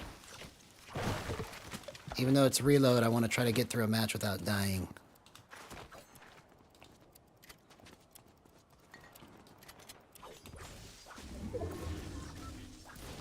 Okay. Let's see what's up here.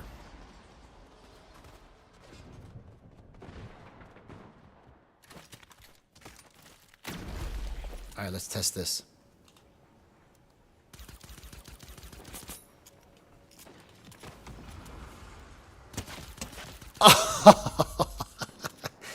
I just have to get the right feel.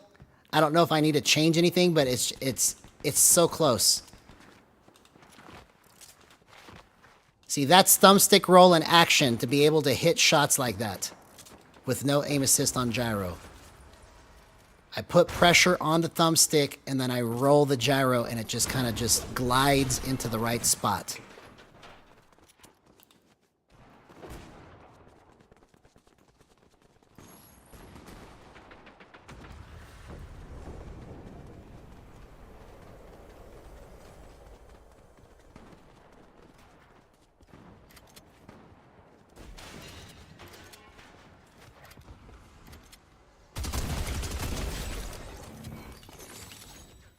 Okay, that was too easy.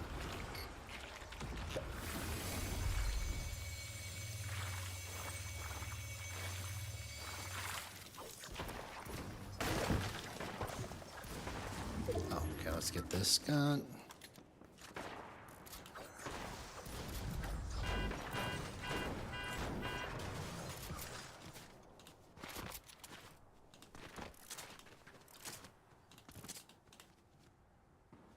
Where you at, homie? Show yourself.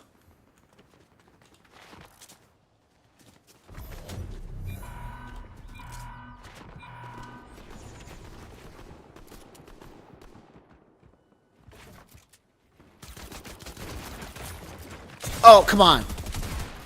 I just completely whiffed that. Okay, so this is wrong. Okay, so this is the first unexpected thing right here. Okay, I'm glad I saw that.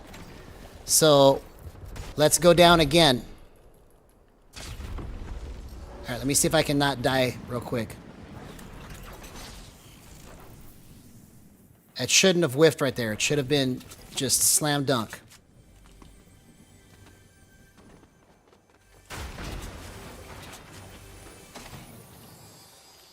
All right, so let's go 48 and a half, or 48.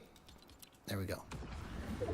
Again, this is proof that if you adjust steadying on top of the advanced filters, that it actually loosens or tightens your aim on gyro.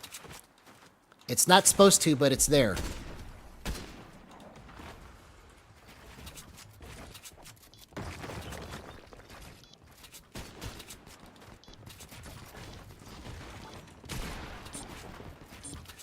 Oh man, that was just a stupid peek on my part. No worries, man. No, I caught what you were saying at the end there, and I want you to know, bro, I think I understand your heart, and I think you understand mine. So no worries at all, man. I think that, you know, in case you didn't know, I believe in everybody being able to set their stuff up the way that feels good to them, and I am not the be-all end-all on how to do this. It's going to take people like you. It's going to take people like Voodoo. It's going to take all of us to make the instruction manual on this thing so that every play style can be accounted for. You've got your play style, I've got my play style, and all we need to do now is just give it to the world and show them how it's done. You know, I'm experimenting with this new technique that I'm calling high base boost that I just came up with today. And I just got to try to get all the wiggles out of it. But my building and editing has been on fire with it since I've done it this way.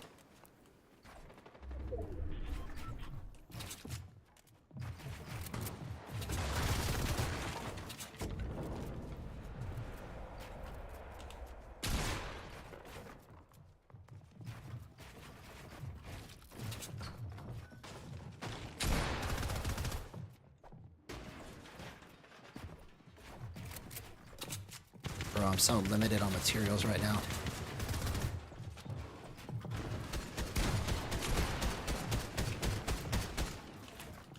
And ammo. I've got nothing. Literally.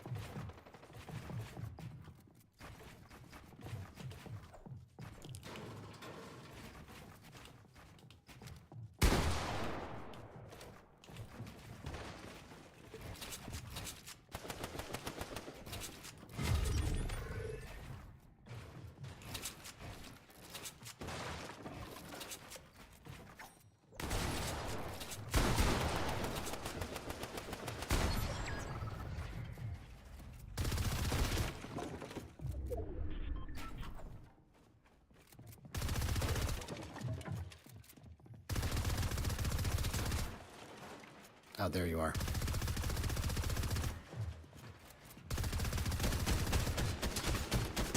Oh, what? Where'd that come from? Oh, I'm out of mats now. I'm dead. I'm dead. Let's see if I can clutch this.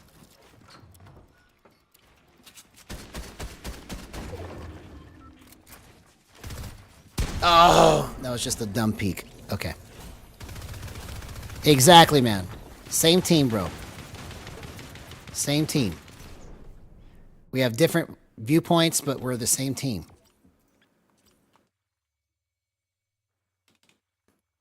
All right. So I'm going to go... Now, here's what I'm going to do now, is I'm going to go back to the way that I had it set up earlier when it was just working awesomely, right? And see if I can figure out where it needs to go from there. Because it was just so close earlier. I wonder, okay, I wonder if I go like this, if I go to 10.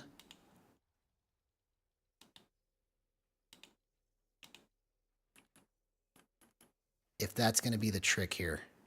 So if this 50, 53. Yeah, let's try that.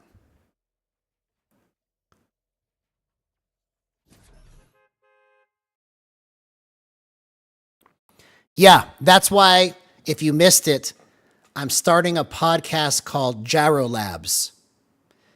And it's going to be about discussing everything that we've been talking about over chat, but we can actually hear the person talk about it, and we can hear new viewpoints, whether we agree or disagree. We can hear new philosophies on how to use gyro, old philosophies on how to use gyro, and we can see for ourselves what works for each of us. But instead of just having a bunch of writing, it's time to start talking about it. It's time to start getting it out in the public so that even people that never heard of gyro, if they stumble upon our podcast, they might get interested in it based on what they hear. You know, somebody may be interested because they're like, oh, I didn't even know there was a debate about gyro. What's this about? So once I get it going, it's going to be a weekly thing on my channel that I try to bring in a guest to talk about what's the latest and greatest about gyro in whatever game and what is their method and technique or their philosophy on how they use it. Are they a flick stick guy? Are they a stick first guy?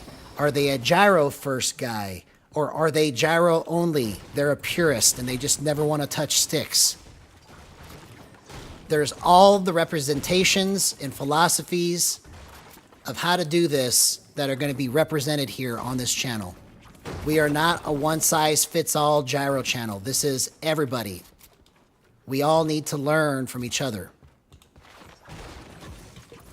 And just writing about it and misunderstanding each other and getting stuck in our ways is not going to be the thing anymore. We're going to actually make some progress in the gyro community. Not saying that no progress has been made, but I feel like once we start doing this, it's going to speed it up a lot.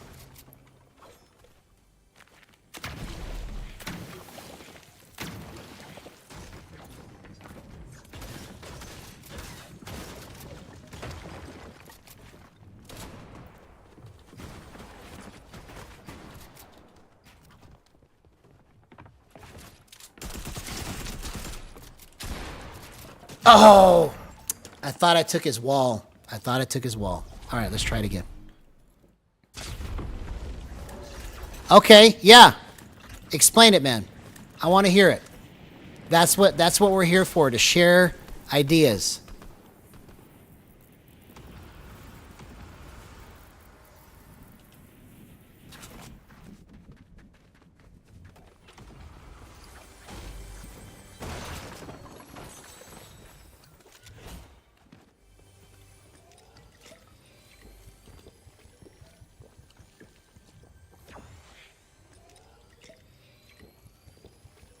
Exactly. Yeah, I like that. Gyro is kind of like a bridge between the two. That's kind of like what the pecking order is. Keyboard and mouse, then gyro, then sticks. In terms of what is the most accurate right out the box without making any adjustments to it. I would say that's an accurate statement. I love it.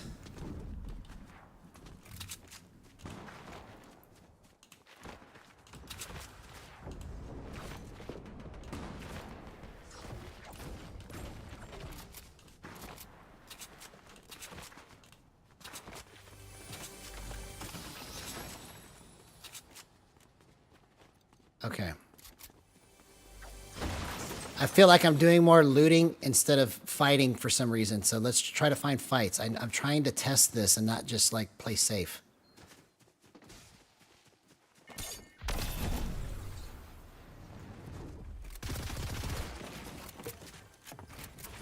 Is this the same guy? I think this is the same guy. Yep. I'm about to get yoinked. Oh, I almost did that. Okay. Let me see if I can figure this out, because it's just a little too wiggly for what I want.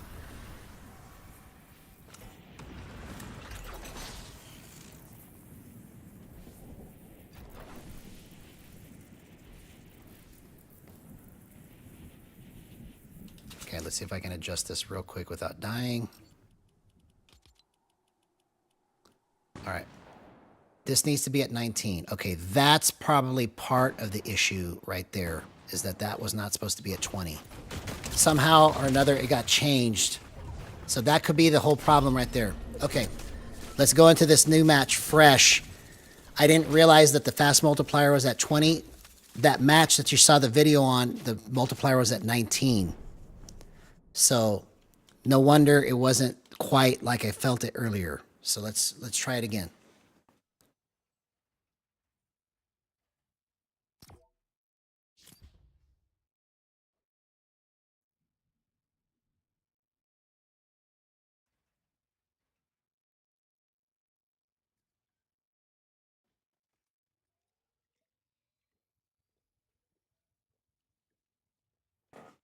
Okay, TSF 1000 says, on that spectrum, you can be closer to keyboard and mouse, full gyro with ratcheting, and then the other spectrum is 90% sticks with gyro fine-tune aiming. Yeah, There's so many different ways to do this, bro.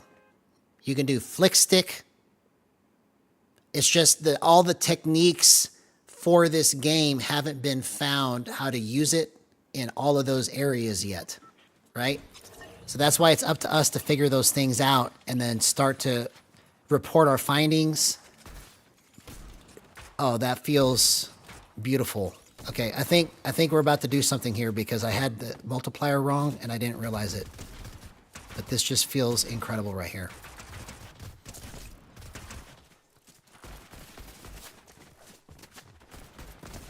Yes.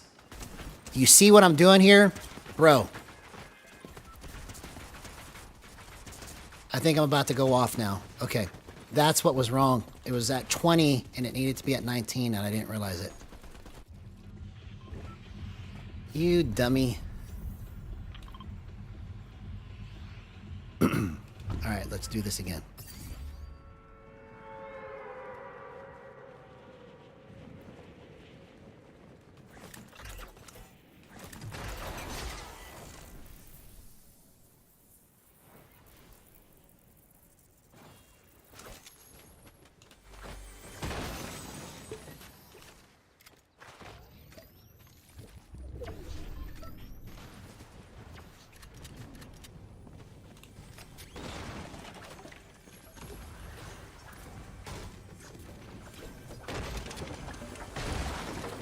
Okay, I think we're gonna do some crazy stuff right here, bro.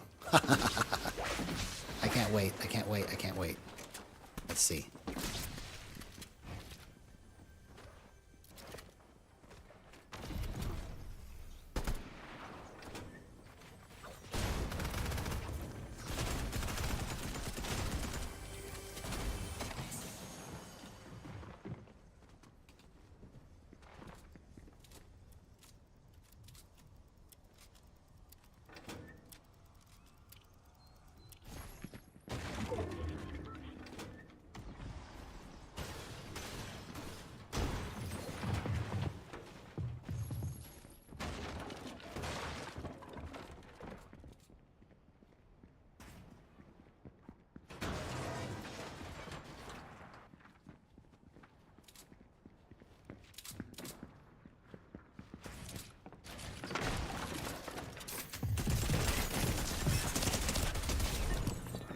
Oh, dang it.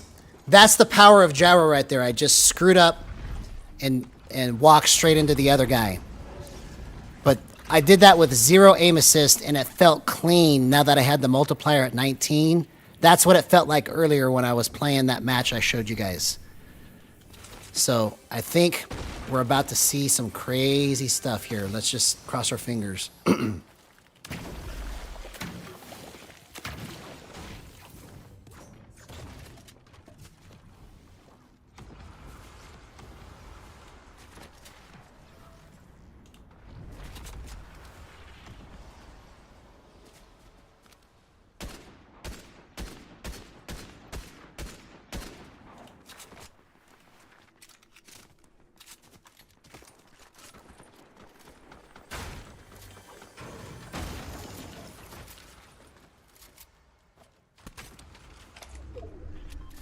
Okay.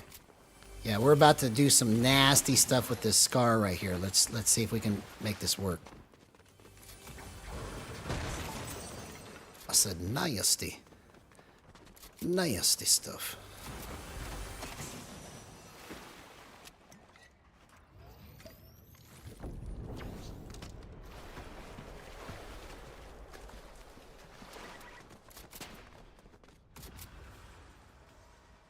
What?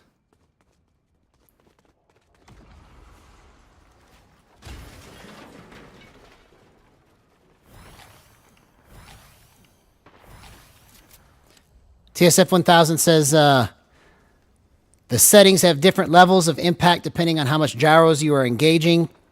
Smoothing is a good example. If you use mostly gyro, smoothing has a bigger impact.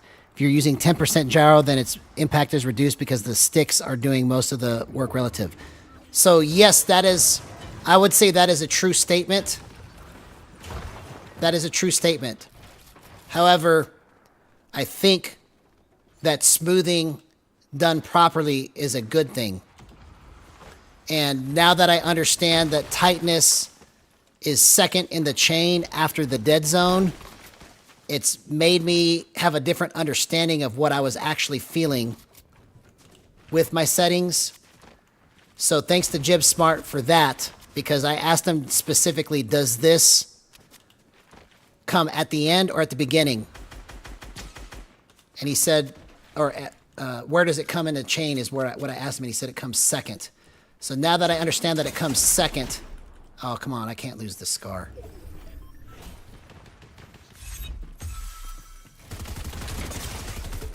Oh, bro, I just totally botched that completely. But anyways, I've been experimenting with lower smoothing since then to try and understand where it fits in the chain.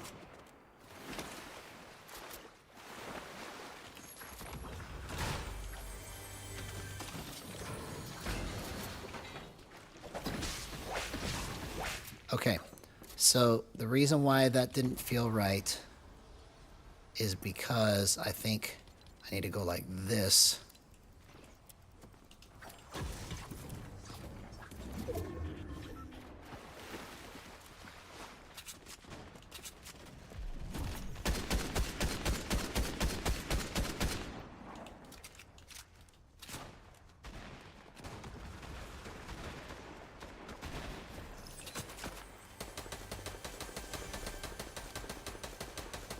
He's got my scar.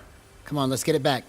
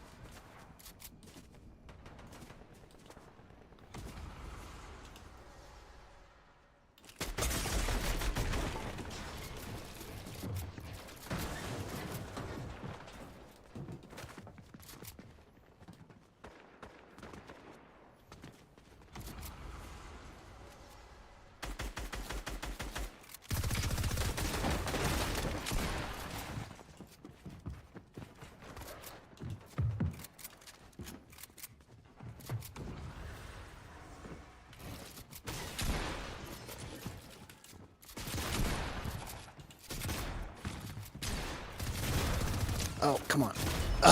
Okay, let's try this again. I'm getting somewhere.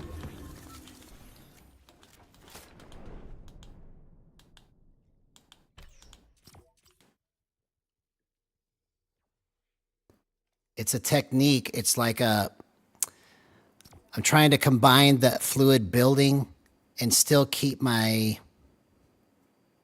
hip-fired ADS flowing smooth too. Okay, just for comparison's sake, I'm going to go back to where I had it before all of this. Before high boost. 37, 41, 19, 16, 48, 11, 14, 23, 22. And then I was at where?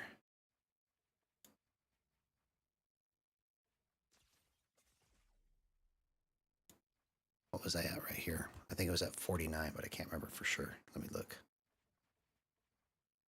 It was at 47. That's what it was.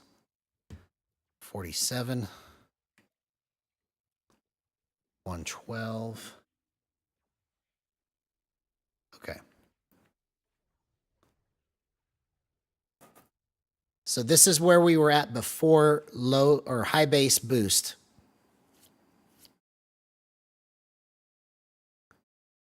And I would consider this like a form of low base boost because my base sensitivity is lower, right?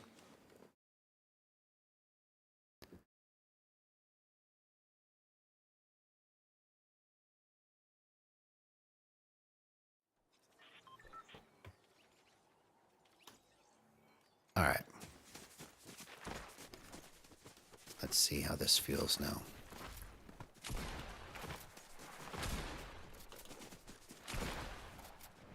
Oh man, you kicked me in the water, bro.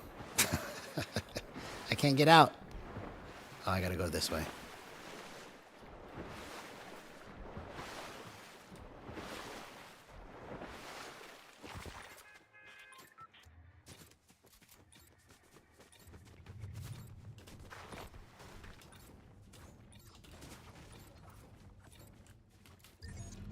All right. So we're going back to what it was before high base boost just to compare and see what the difference is.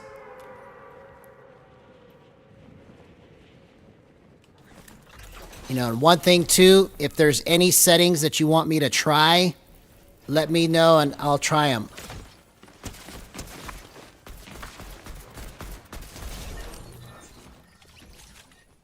Okay, so that's good. That's good. Because I want to understand every play style so that I can help people fix their problems that they're having with it.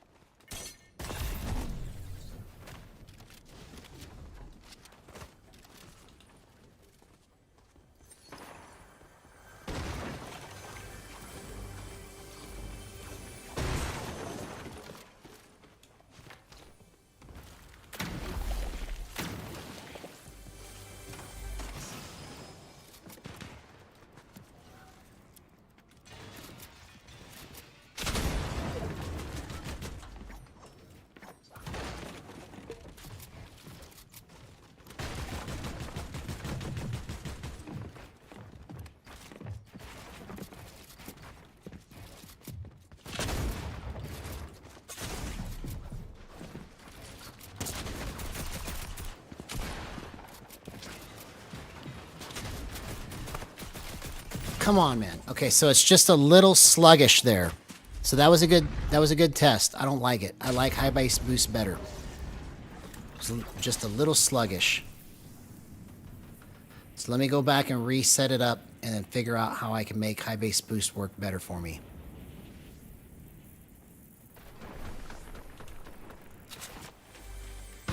Because see, when I was flipping through everything earlier today and I showed you that video clip of what I did, it was like, it felt like the answer to all of my fraction of a second, split second being off against people with really fast movement. Okay, so 5, 5. All right, let's go 49.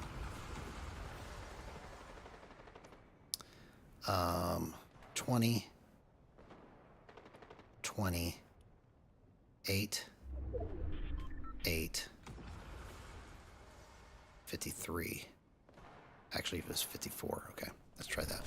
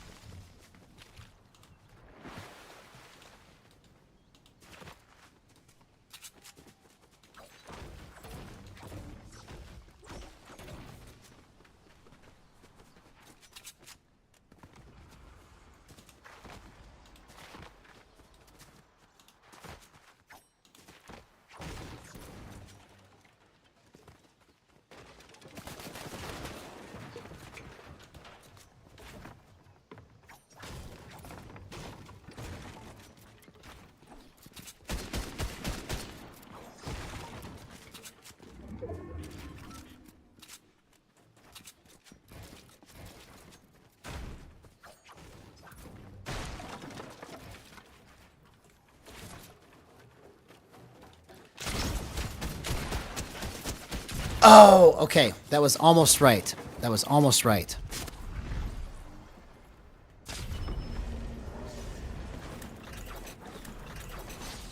I think I need to put it back at 50.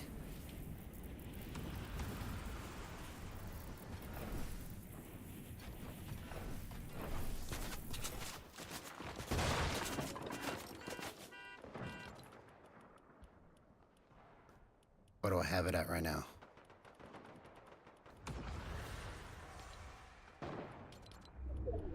I'll have it on 0. That's the reason why. Okay. Let's go back to 50. There we go. See, watch. It's going to make a difference.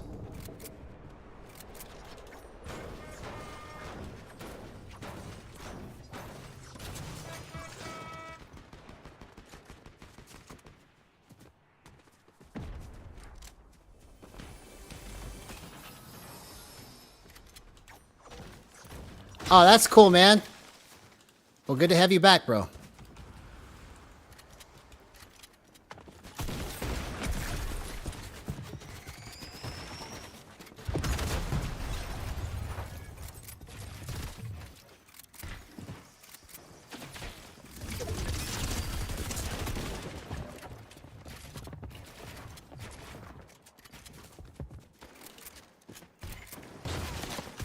Oh, dang it. That was just the wrong angle. Okay. All right, let's keep it rolling. We're going to find it. So what did you find, bro?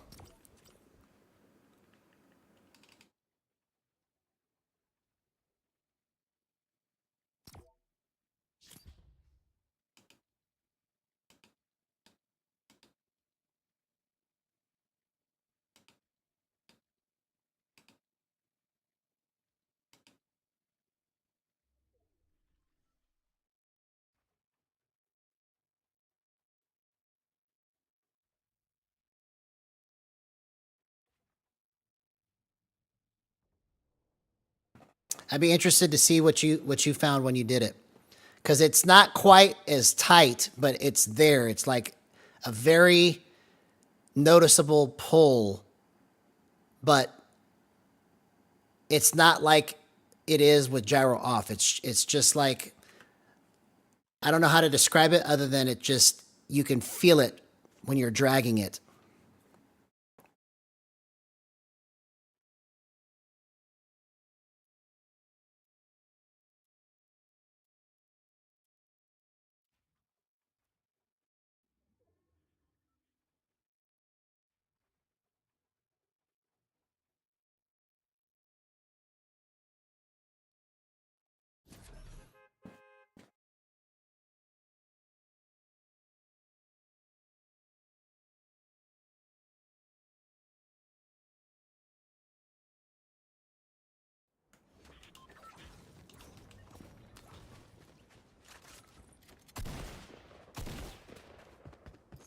Okay, maybe we're on it now. Let's see.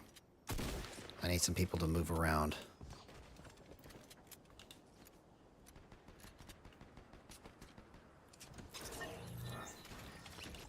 Okay. See, I knew there was going to be people that feel it different. So I really don't know how to prove this other than you just have to try it yourself. And I bet you it's going to be 50-50 right down the middle. Some people are going to say, no, I don't feel it. And other people are going to go, yep, it's a completely noticeable difference. You know, you should also try the generic versus PS5 in the binds. And you should also try steadying. And you should also try 1 through 10 on the base sensitivity, because all of those things are also active, even though the creator has said that it's not so. But I know what I'm feeling, and it's there. So, but I'll be interested to see that clip.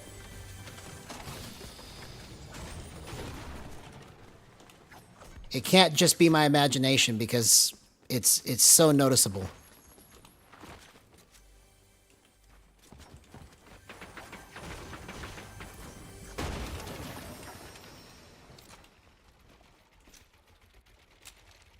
But I'd be willing to bet money, bro.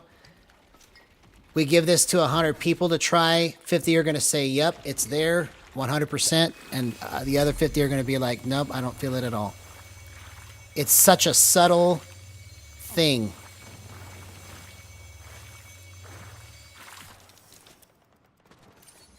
But yeah, I'd definitely be interested to see that clip.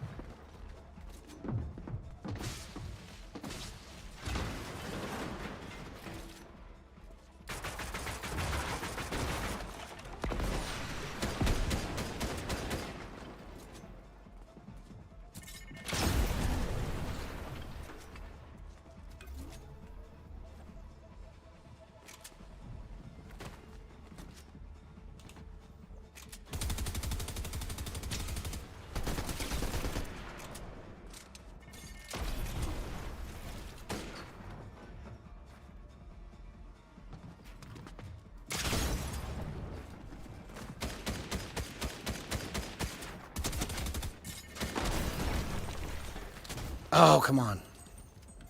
So close there. Oh, dang it.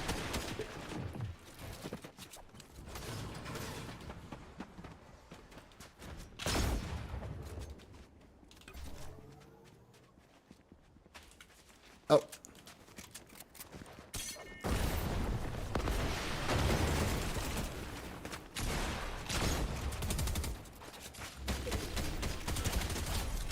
Oh, I almost did that. I almost did that.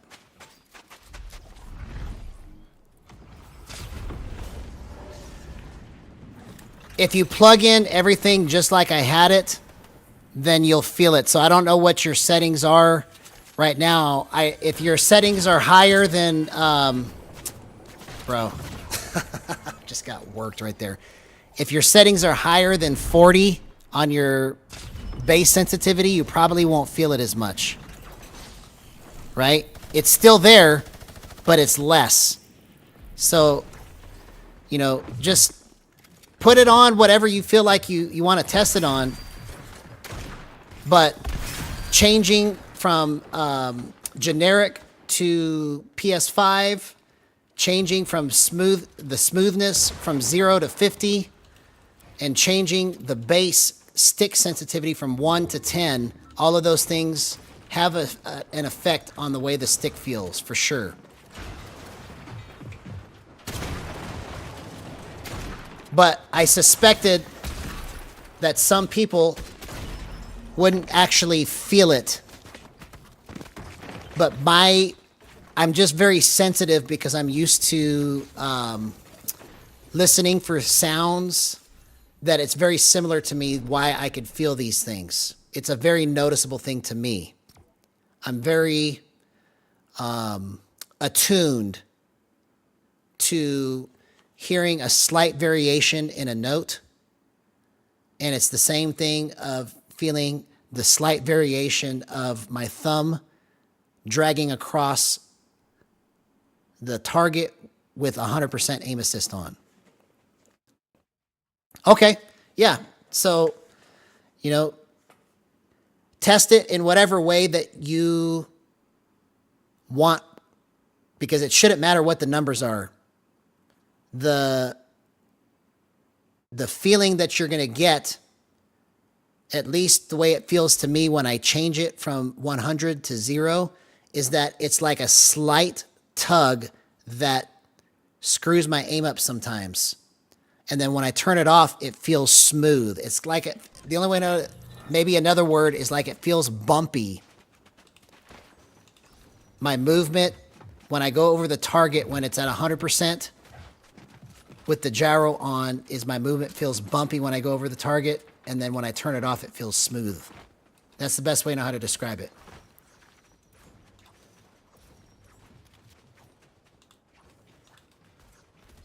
Hey, what's up, Brody? Good to see you, man. Oh, a lot has happened, man. A lot has happened. I don't even know where to begin. You'll have to kind of just watch the beginning of this stream for the first like 10, 15 minutes to kind of get an idea, because I've already explained it like 5 times.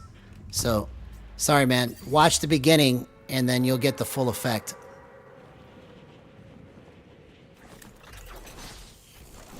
Yeah, it's a feeling. It's a feeling. I don't know how to explain it other than it actually feels like there's something happening there unmistakably. Because when I put it to 0, it's much smoother. By far. It's not even like close. It's like by a mile how much different it is.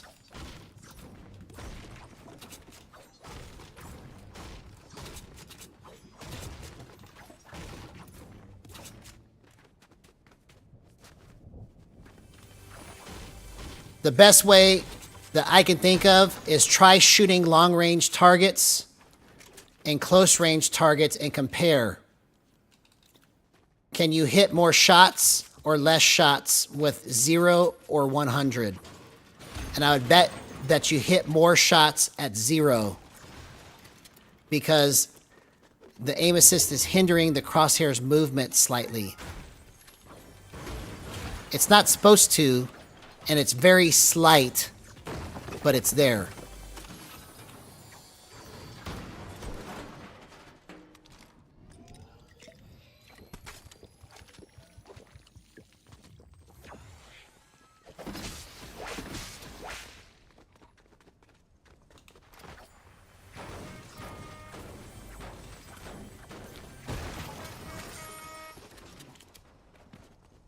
Okay. Let's get this worked out, man. I'm so anxious to get high base boost working. Yeah, do surge tags, do mid-range, and then do close range, and then turn aim assist to 100, and then you'll see a difference. It feels different, noticeably.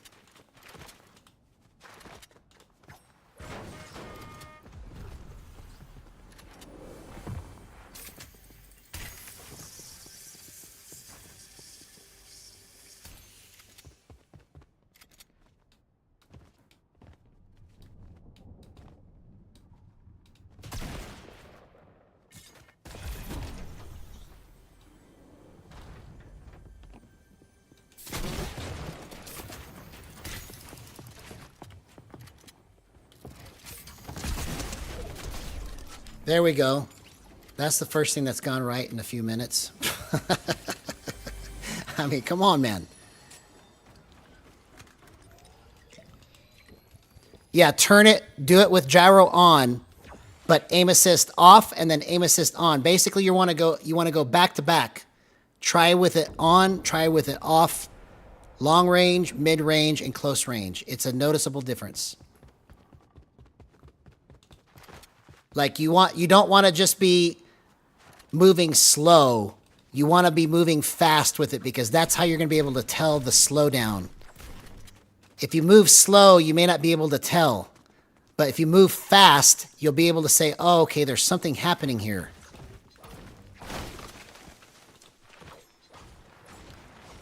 Because that's how I play, is I play with like faster crosshair movement, right? If you do slow crosshair movement, you may not feel it at all. I never tried it with slow crosshair movement. But fast for sure. It feels like it's skipping over something.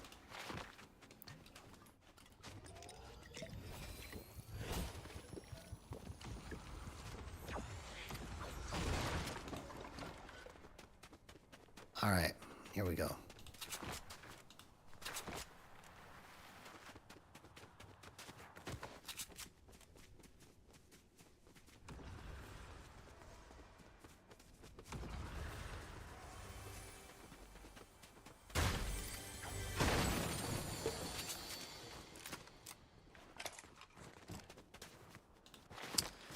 Well, let's find some people.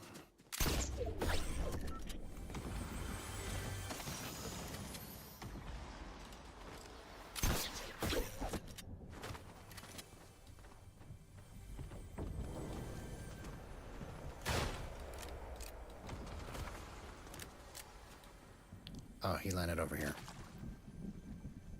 Oh, look at that. No aim assist, bro. It's just so exciting to do that because you know that you did it by yourself.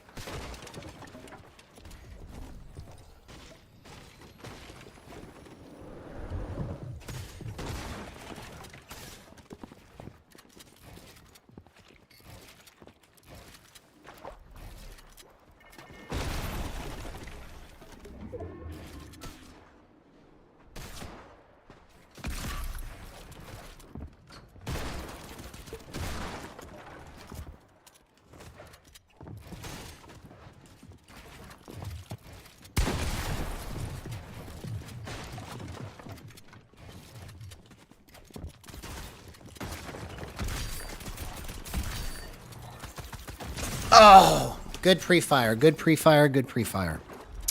That was just dumb.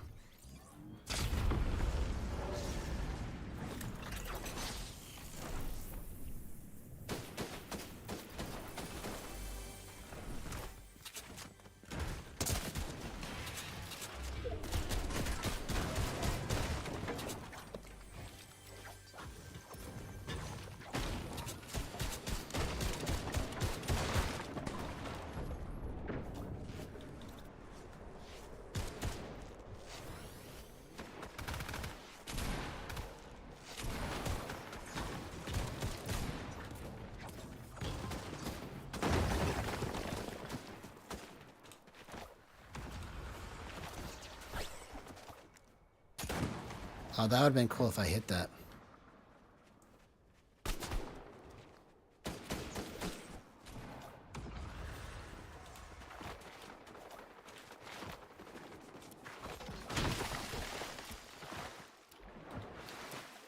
I need to reset.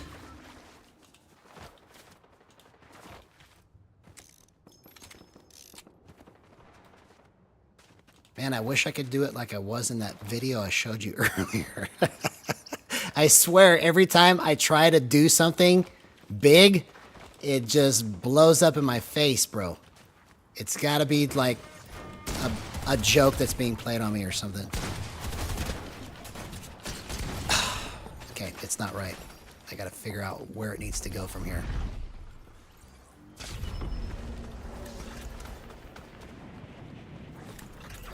I think it's in the dead zone.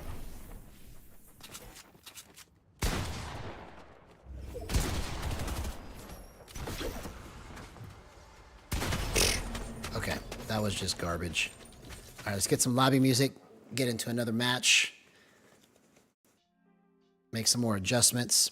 Actually, let me just pop into this real quick and try to work this out real fast, and we'll go into another match.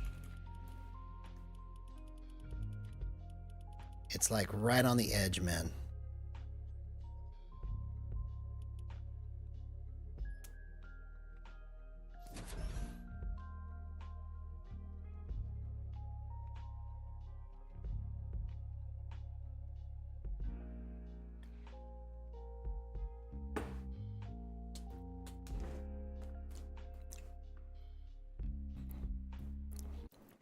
Yes, see, if you have to, the only way that you're going to be able to tell is if you use stick first to aim. Because if you use gyro to aim, it's harder to tell. I could feel it because I am stick first oriented, meaning like I play gyro as if the gyro wasn't really on. And then I let my body motions help me get the extra little movement that I need. So, and that's the reason why I think maybe Jibb doesn't see it or feel it, is because he may be playing gyro first and not stick first. You know, in either case, whether I'm wrong or I am right, if you feel it after you tried the experiment, that's what matters. If you're feeling what I'm feeling, then the way to fix it is to turn aim assist to 0%. So it's not like there's no solution to it, right? If you don't feel it, Voodoo, then keep yours at 100% if you want, right? But for me, I feel it, and so my solution is to turn it to 0% because it screws my aim up if I have it at 100. So whether I am wrong or right, there's probably going to be 50% of the people are going to feel like I feel it, and 50% are going to feel it like you and Jibb. In either case, there's a solution. Turn it to 0. And you won't have that issue ever.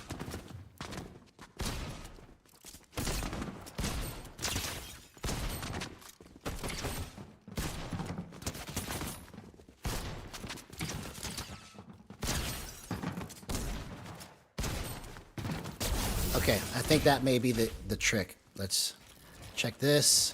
Okay, yep, dead zone at 0.3 may be the trick. Let's go into a match now.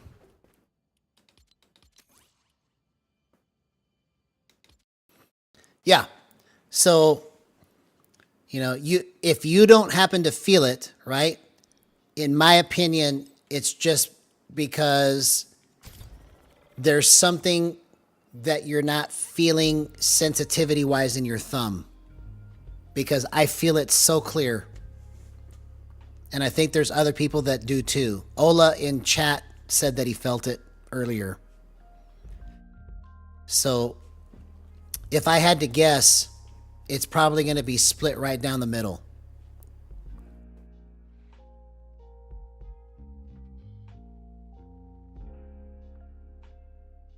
But the only way I know how to prove it is to encourage you to try it for yourself. And you can go, oh yeah, I feel it. Or you can say, nope, I don't feel it. It's not there. You know?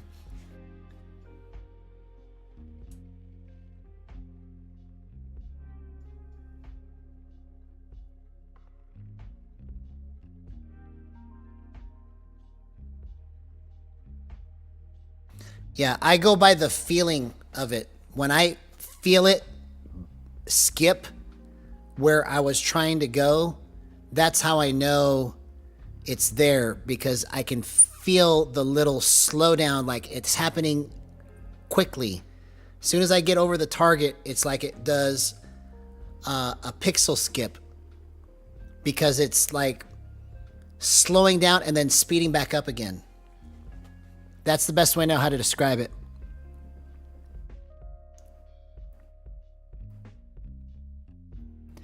Yeah, well,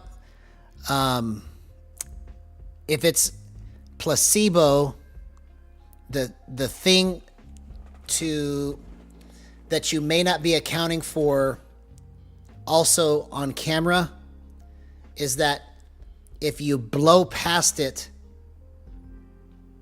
you may not be able to see that slowdown on the camera like you can feel it in your thumb. That's the only way I know how to explain it, is that it's there, but it's not as drastic as when you have gyro turned off. When gyro is turned off, you can definitely feel all of it. But it's there just enough. Here, watch. I'm going to turn it on to 100% right here. Okay?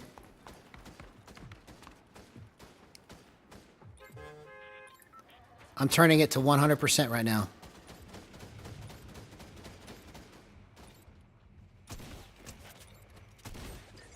It feels tighter. It's not like with gyro off tight, but it's still tighter. It's like an immediate, I feel it immediately. I don't even have to look for it, it's just there.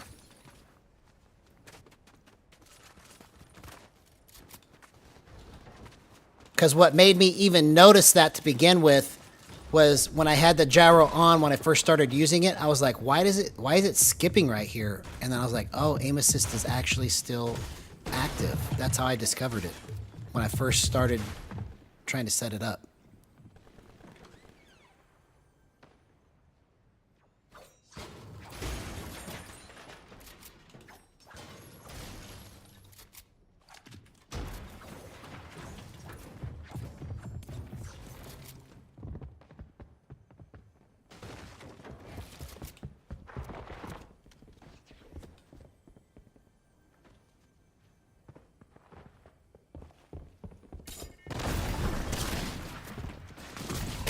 That guy just yoinked me.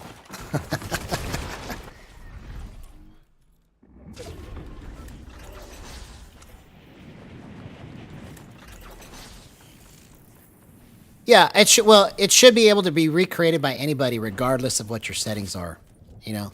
So if you don't feel it, then you don't feel it, you know. There's no issue for you. Come on, man.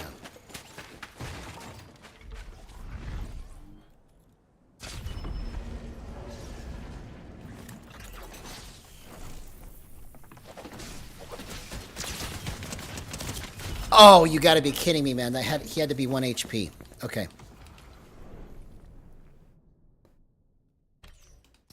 I've got to find it. It's like it's so close to being right here.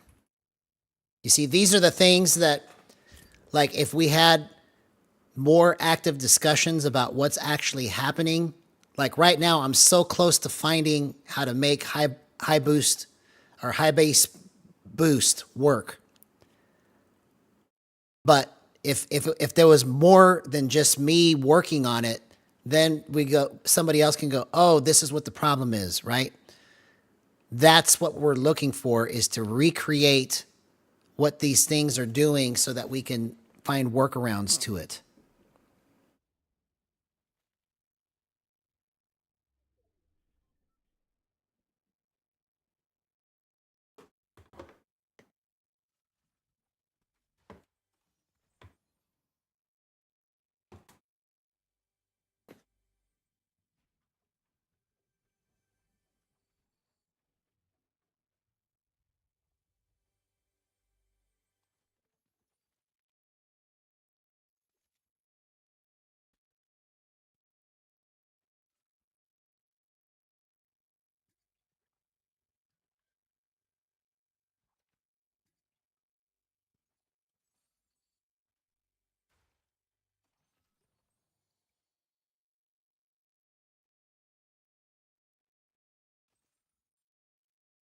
Jay tripping.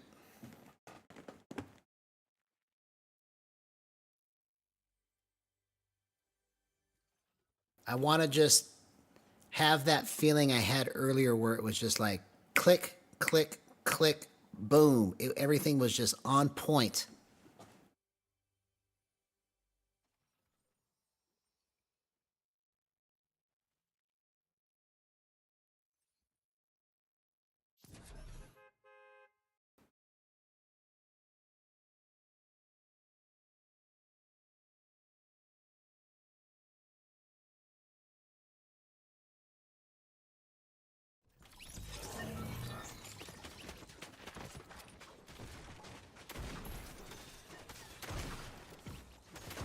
Okay, that's not it.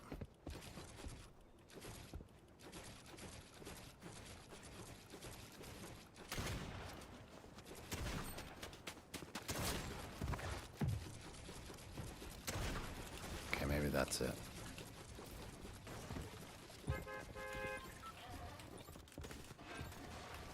Yeah. Okay. Let's see what we do now.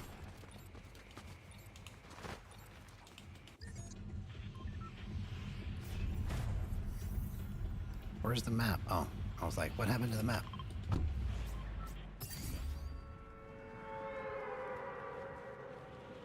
Yeah, well, it's going to take more than just, like, if we get the community actually trying to recreate it, I bet you it's going to be 50-50.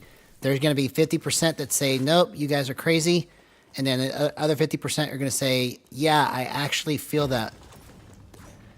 So in either case, there has to be a solution for the people that feel it, right?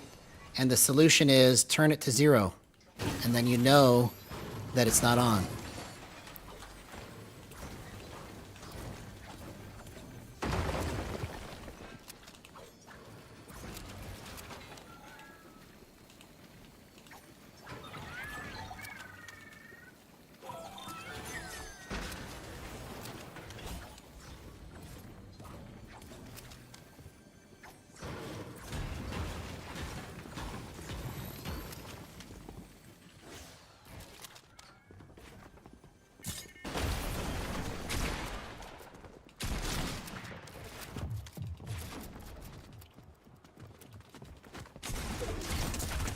Oh, I almost did that. Come on, man.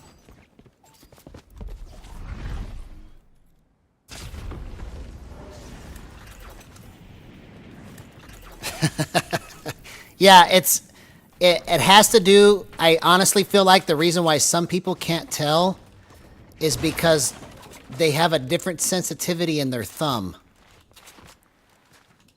Like there's something that's different about the way their thumb feels things. And that's why when they do it, they can't tell. But mine is very sensitive, especially being a guitarist. Like I can play the strings super, super soft to get a specific sound. Or I can play them hard. It's just all in how you touch it and how it feels, you know?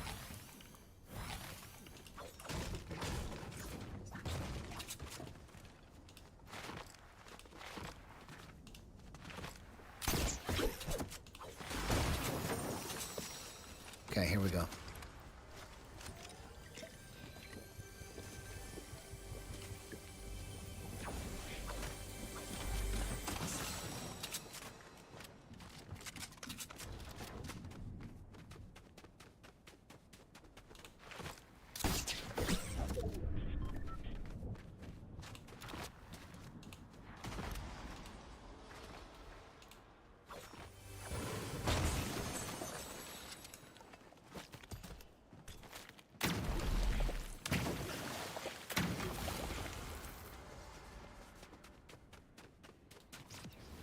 Well, can I find somebody yet?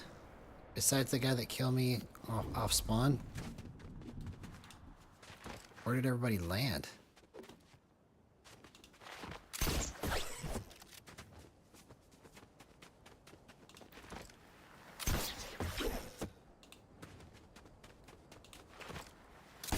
Oh, come on, dude.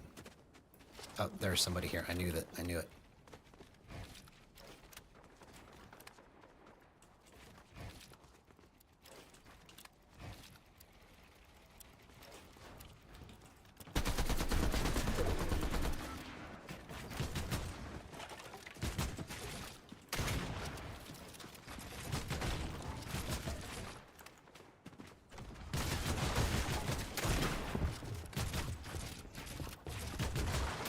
Oh, come on. Oh, so close, man.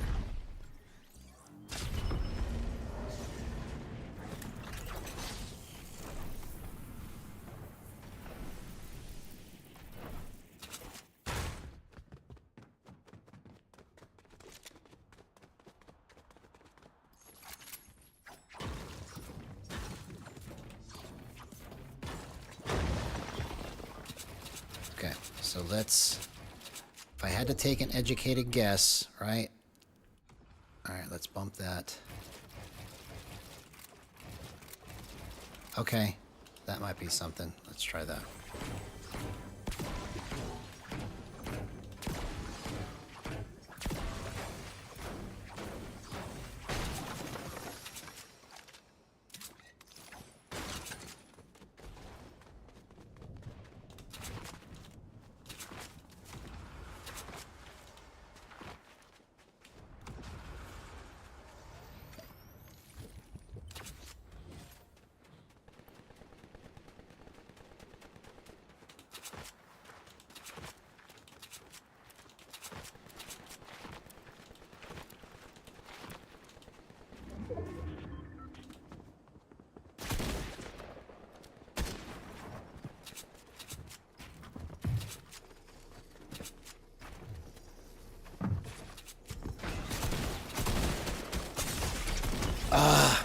Dude, I'm so close to getting this figured out.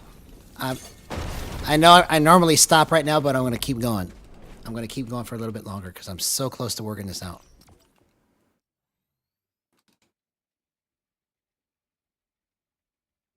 All right. So let's go down one. Let's go 7. And you see, one of the things that's the most confusing about trying to set this up, period, hands down, is that logically you think, I want it to feel looser, but sometimes you have to go tighter to feel the right amount of looseness. It doesn't make sense, but these are things and principles that we need to like really discuss as a group out loud, hearing each other's voices, because writing it down and trying to explain it that way is just not going to cut it to get this all figured out.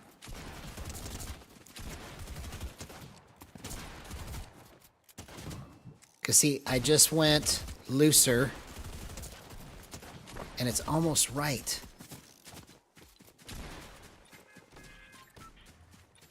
Let's just keep it right here for a second.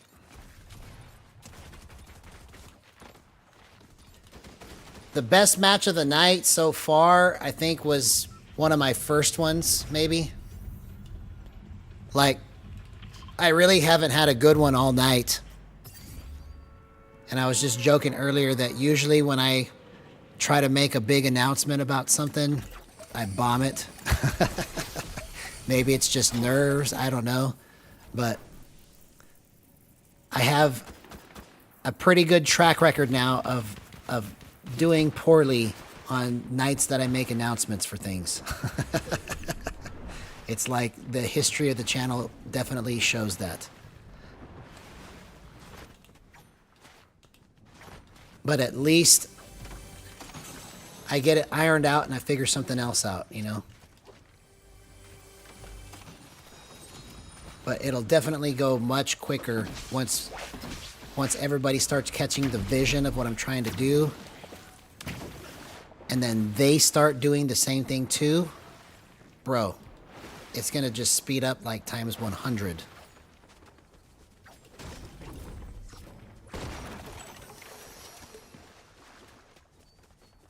It's the Gyro revolution. That's what's happening right now.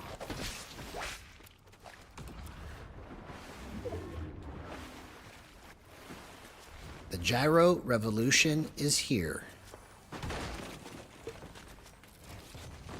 Oh, he's got a sniper. I just used all these mats. Oh, if I could have hit that, that would have been fantastic.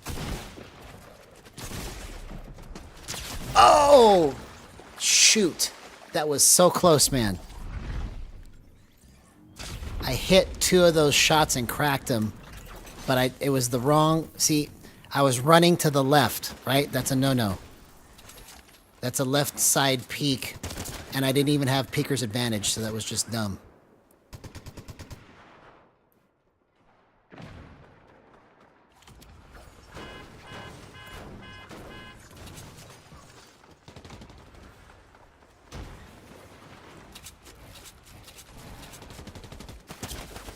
Man, I knew I should have kept building.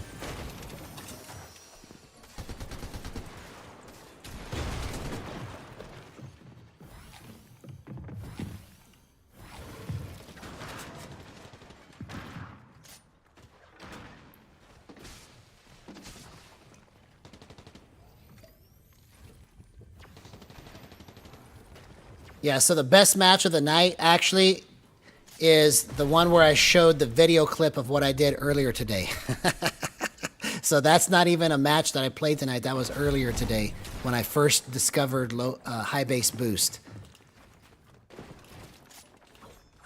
But ever since I've been trying to work it out and get the wiggles out, I haven't been able to play as well.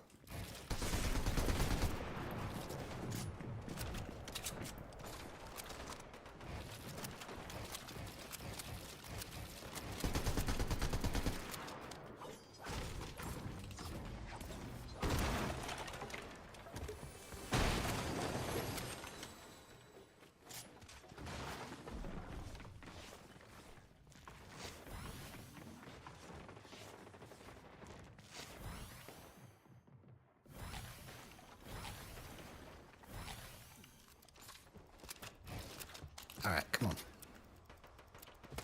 Oh, bro. Every time I try to go push, I just get yoinked.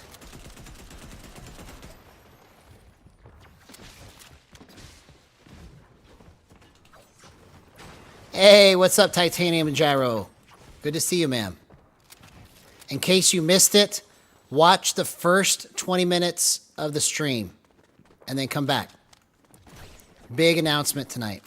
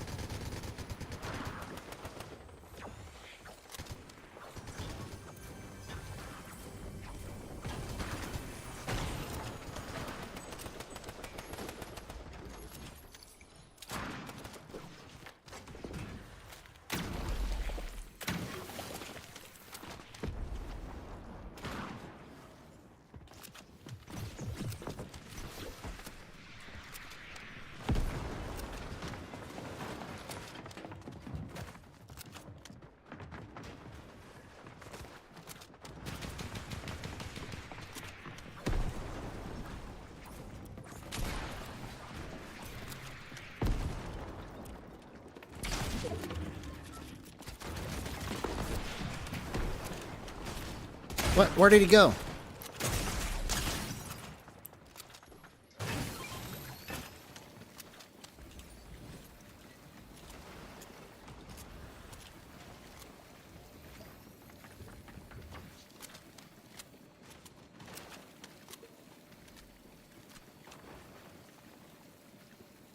Okay.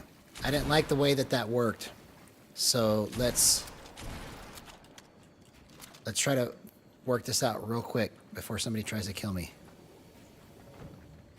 All right, I'm gonna go 3 right here and see if that makes a difference.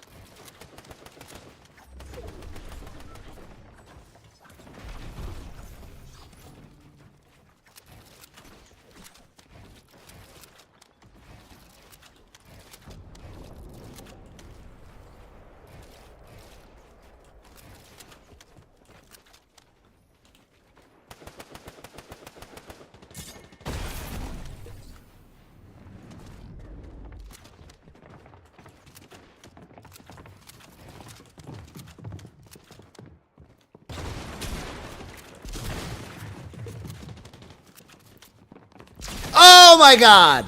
That was insane, bro. Wow, dude. I just didn't know the other guy was right behind me. That's the only problem. That would have been so great. Shoot.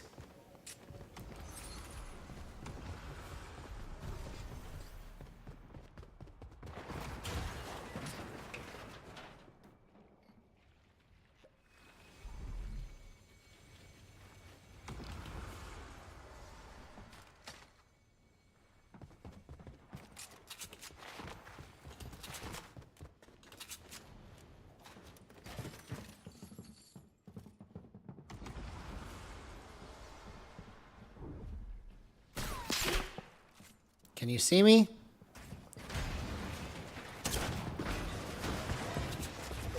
Oh man, he just completely pieced me up there. That was dumb. Dumb. All right, let's try it again.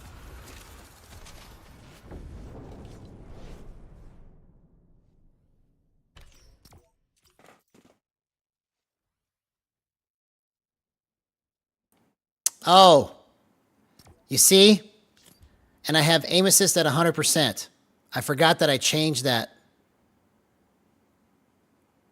to show Voodoo something. See, that's part of the problem there too. Watch. I'm telling you. It's so ridiculous. I wish there was a way to just prove it definitively. But you can only try it for yourself and determine for yourself if it actually is a thing.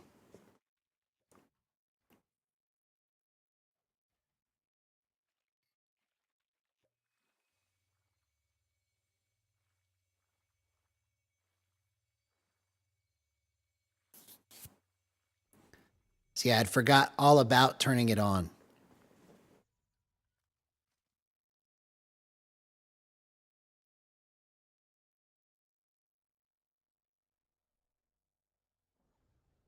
And if I destroy in this next match, wouldn't that be something, right?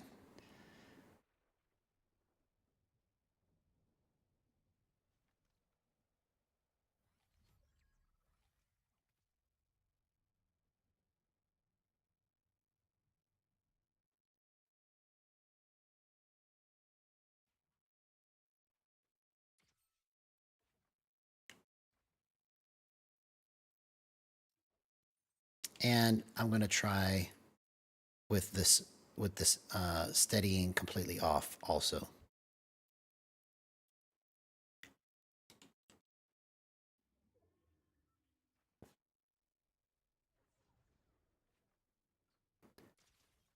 It felt like it was not moving the way that I wanted it to in some spots. So it's not that I didn't feel the slowdown. It's just didn't feel right. I don't know how to explain it to you. It just doesn't feel as smooth is the best way I know how to say it. Like when I'm going over the target, it's not like regular aim assist where it's like you feel it slow down like that. It's not like that. It's like when you go over the target, it's like there's something, it's like you're crossing a bridge right here of space that doesn't exist. Like you're going from here and then all of a sudden you're over here. Because it's skipping as if there's like a little nodule that it's trying to sidestep right there. Because I was like, man, something doesn't feel right. And I couldn't figure out what it was. And it's because I forgot that I had aim assist at 100%.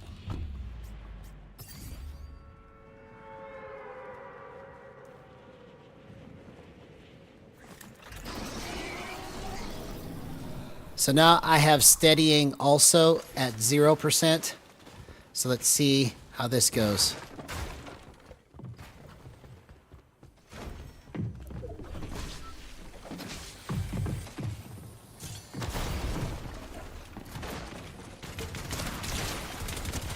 Oh my God, do you see the difference, bro? It is night and day difference.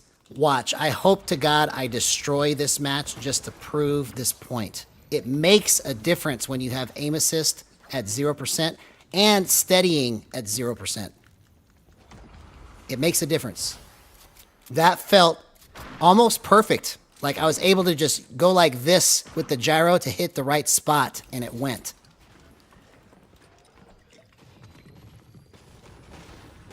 So I hope I just destroy this match. Come on.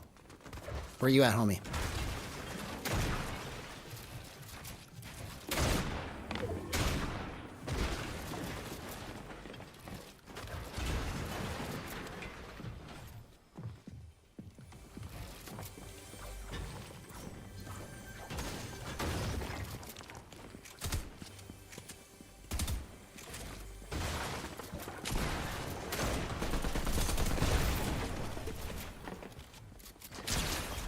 Oh, man, I almost hit that shot.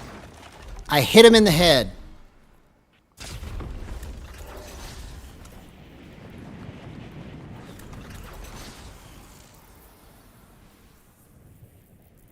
Yeah, I haven't looked at your test yet, but I will after I finish tonight.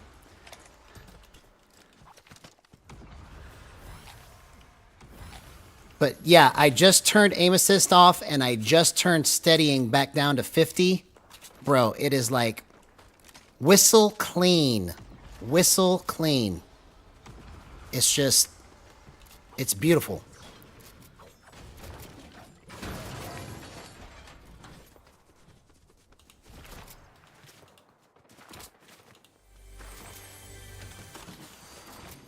Yeah, but I had it on because Jibb said that it doesn't do anything if you have advanced options on, right?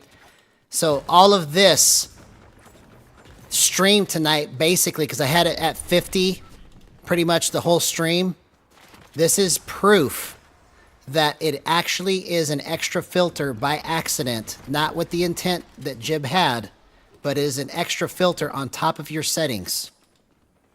So if you have it at 5 by default, because I think that's what it's at by default is 5, it influences your gyro aim. So I turn it to 0.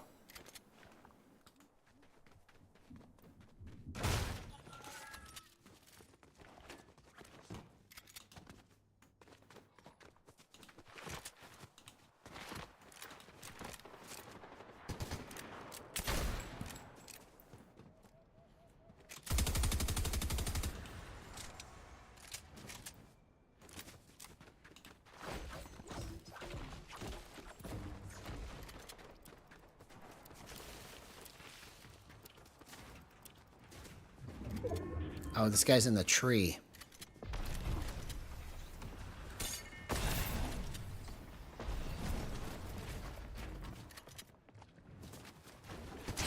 Oh, come on. Just blew all my mats.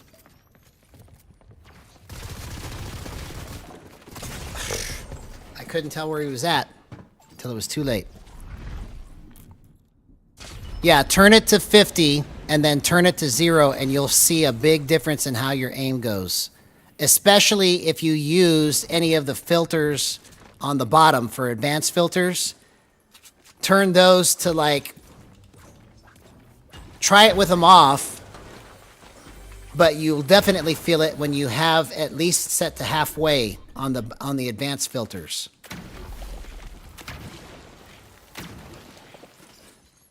It's just like a little bit extra. The best way now to describe the way the steadying feels if you use it on top of the advanced filters is it feels grimy.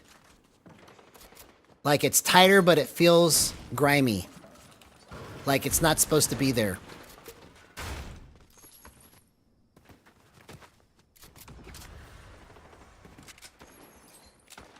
It can be used for an advantage if you want it to feel that tight. But I don't like it like that. And it actually does make it tighter. This sequence right here that I've just been playing is proof of it in terms of how I feel like I'm moving it and everything.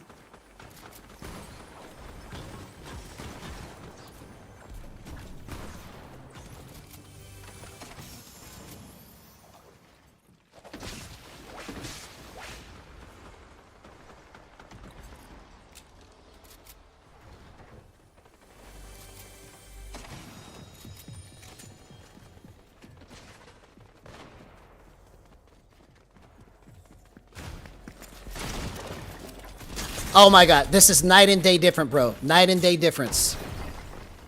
Not even close. It's so much more responsive to what I'm trying to do.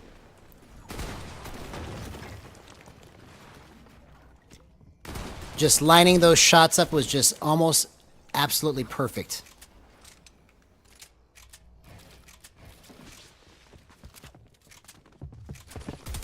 Oh.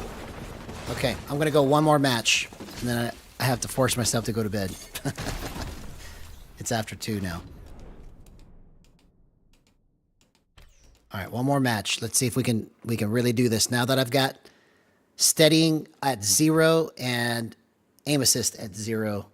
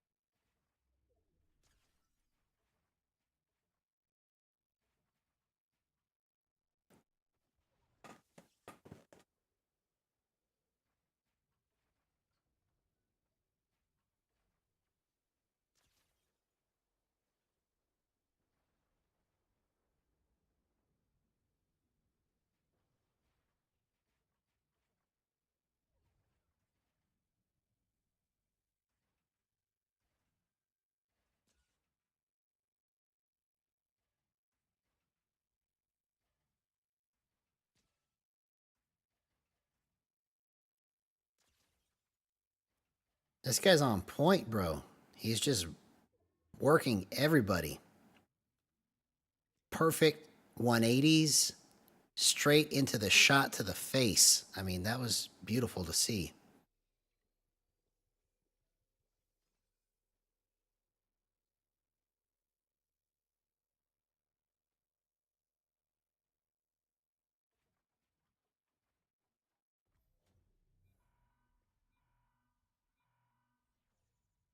What if that's Mr. Nah, that's not Mr. Savage. Mr. Savage usually wears the gold coin.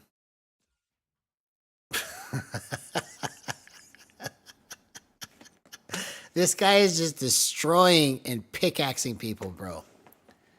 One day I'm going to be there. One day I'm going to be there.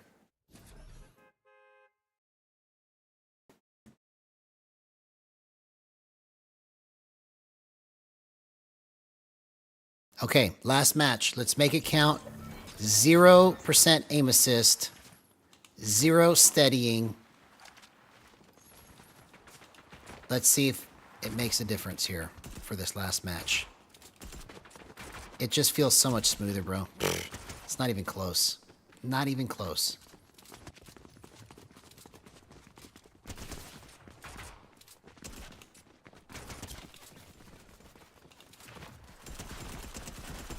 Yeah, even if I'm off target, I can just bump it and it goes right back.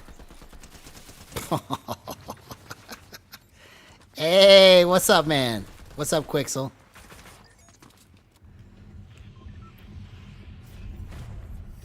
Yeah, that guy was too good, man.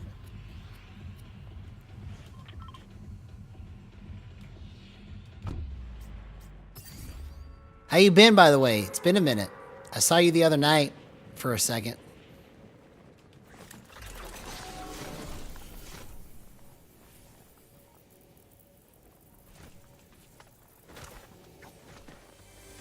Don't do it.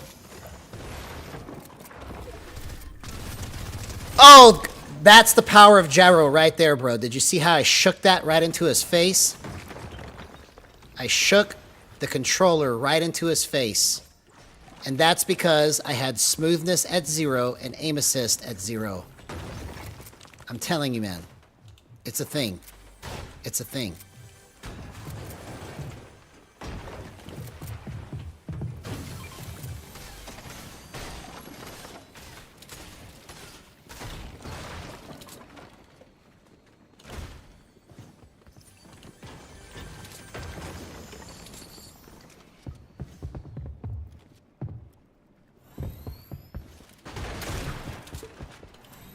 You see how I made that edit? Oh my gosh, I'm about to just do something insane right here. Let this be the history-making footage that I need, bro. Come on. Right? The right way to end this stream.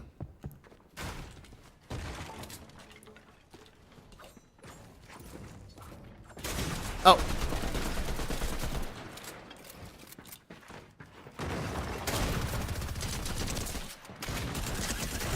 Yes!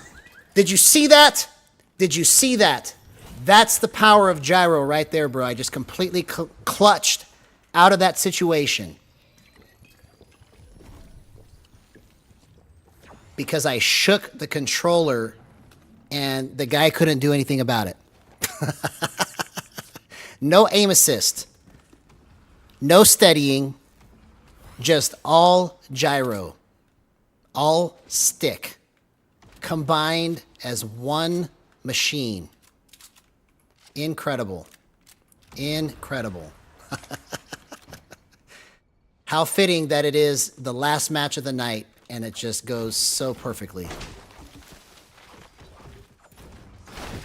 That's the power of Gyro. I'm telling you.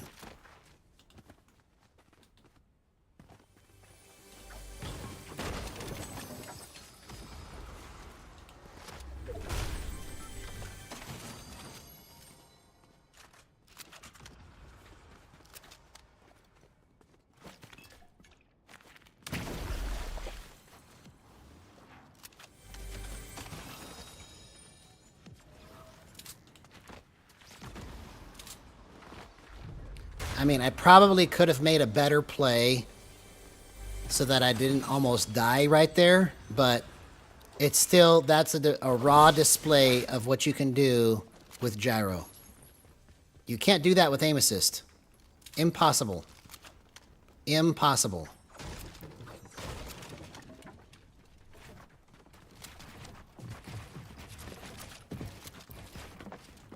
You see how fast I'm building, bro? Oh my gosh. I'm on fire right now.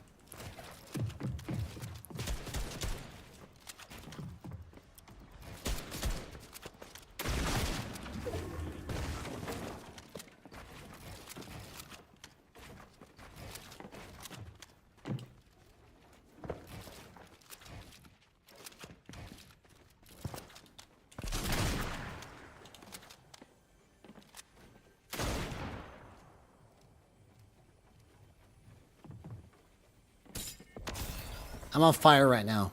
I'm just telling you. I've never built that fast and edited that fast ever.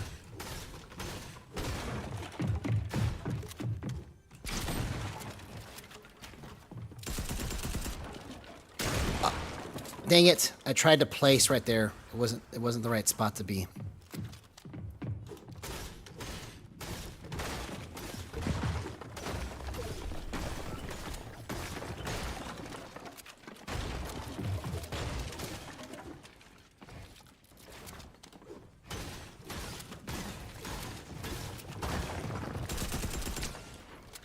I've taken 2 tags on him so far. He hasn't hit me except for that once.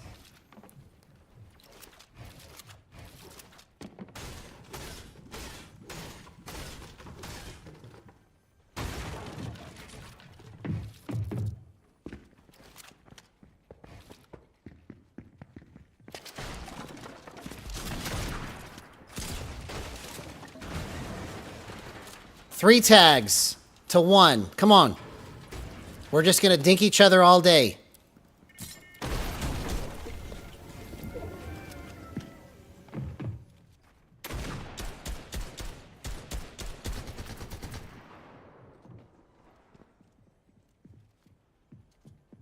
Yeah, it might be an advantage for some people to put it to 50. It's just for me, I don't like it. It's too tight. But now that you know that it's available to you, you can adjust it and see if it fits what you need.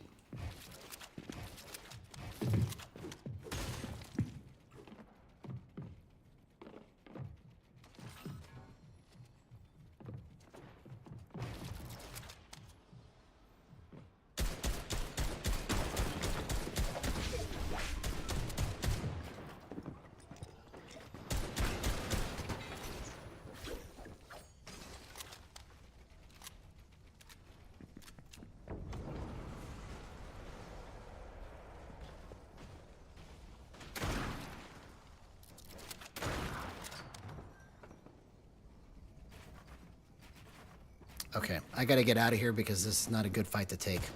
I let this guy occupy way too much of my time. I mean, I barely was keeping up with him, but I was able to at least tag him and make him try to fight somebody else that was easier. So, I'm happy with that. I'll take the W there. I'm going to try to win this match. I'm going to try to end this stream with a high base boost win.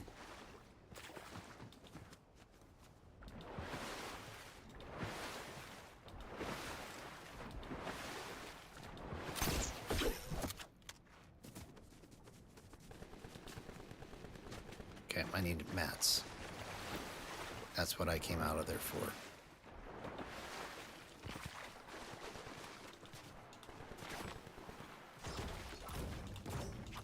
Let's see if we can make up for the loss on that Gyro Revolution video where I should have won that match. Let's see if this is the match that I can make up for it.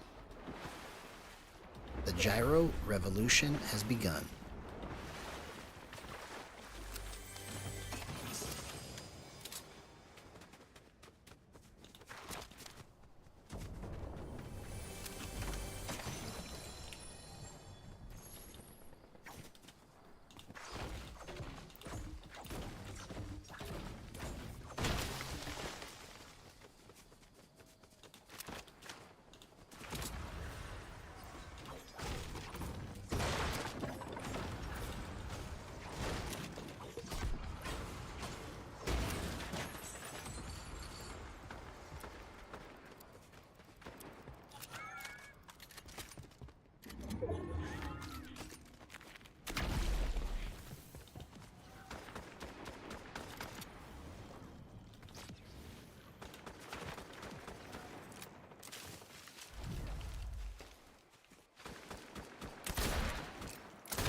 Oh my god!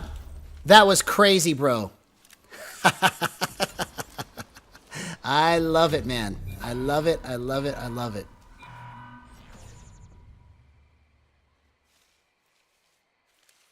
What a way to end this stream, man. Come on, let's win this. Let's prove that the power of Gyro is real.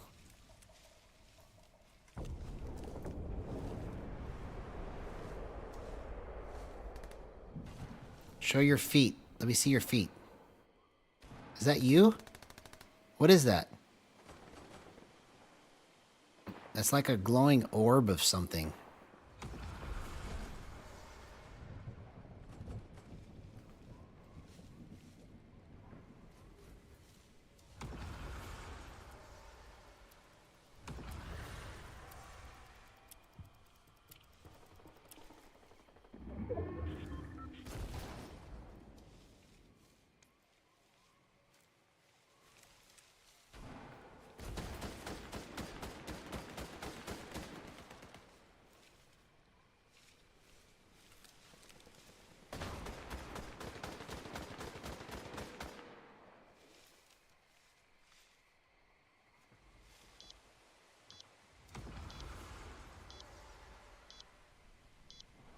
Alright, no more reboots, so I've got 100 extra health now.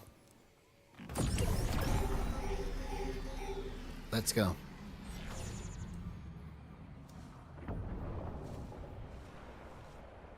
Alright, let's see if we can get this guy coming over here.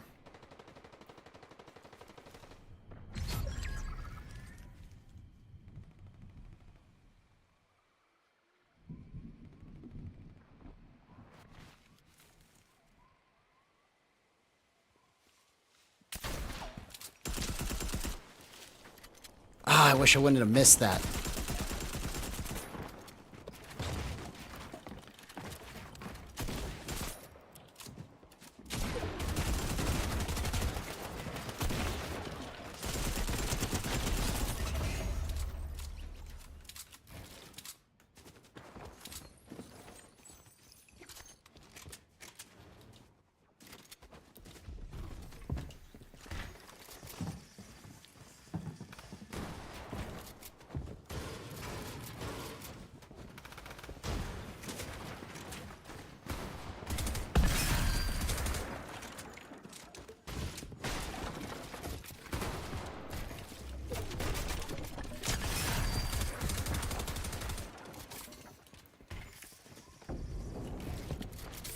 Oh my gosh, bro. I'm on fire. I'm telling you, man. Wow. I am on fire right now.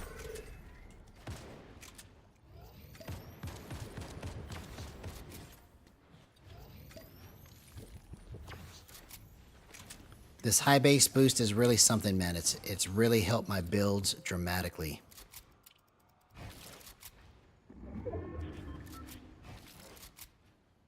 Incredible.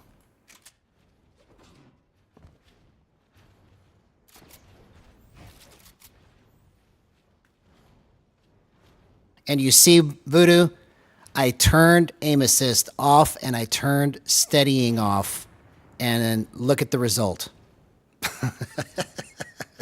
I mean, you can't tell and prove it unless you feel it for yourself, but it just feels completely different with both of those off.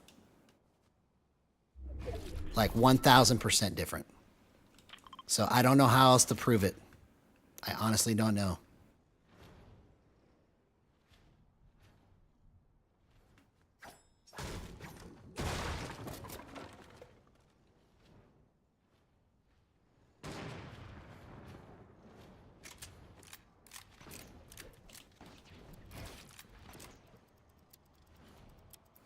Oh, that would have been so great if I hit that.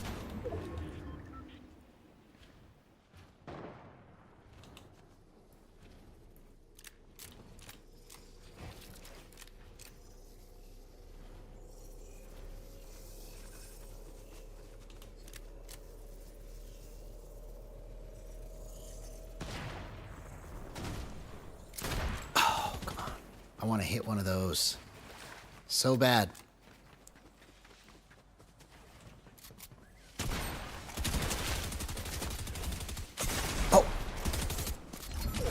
Come on, come on, come on. Oh, it's a 1v1.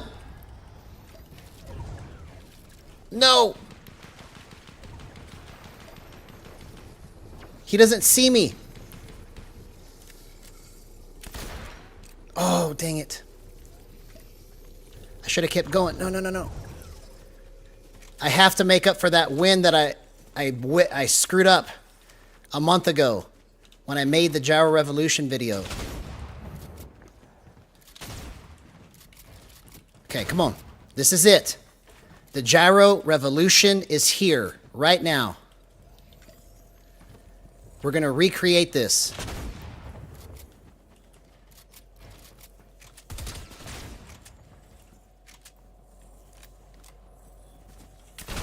Oh, that would have been a great win right there. Come on.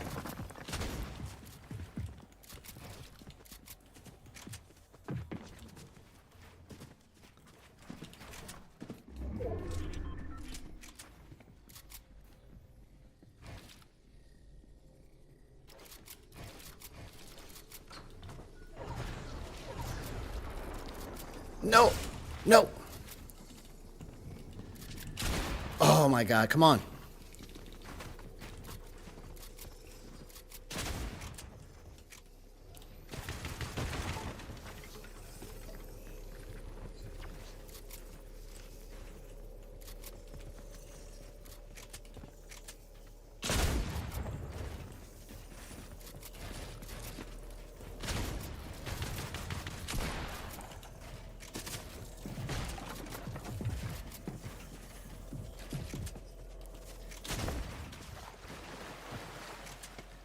Oh man, I blew it again, bro. I had it, man. I had it. Oh, that was the best match of the night, though. And I had smoothness off and tightening off. Or not tightening, but aim assist. So anyways, what a great night. Love you guys. Yeah, he was camping, I guess, the whole time. But whatever. I almost did that. So I'm so happy about the way the movement is working with high base boost. And anyways, hopefully you guys can come back to this stream and see the proof of what I'm talking about. Try it yourself. And we'll do this again tomorrow. All right, love you guys. Good night. Hey, sweetie. Thank you so much. I love you.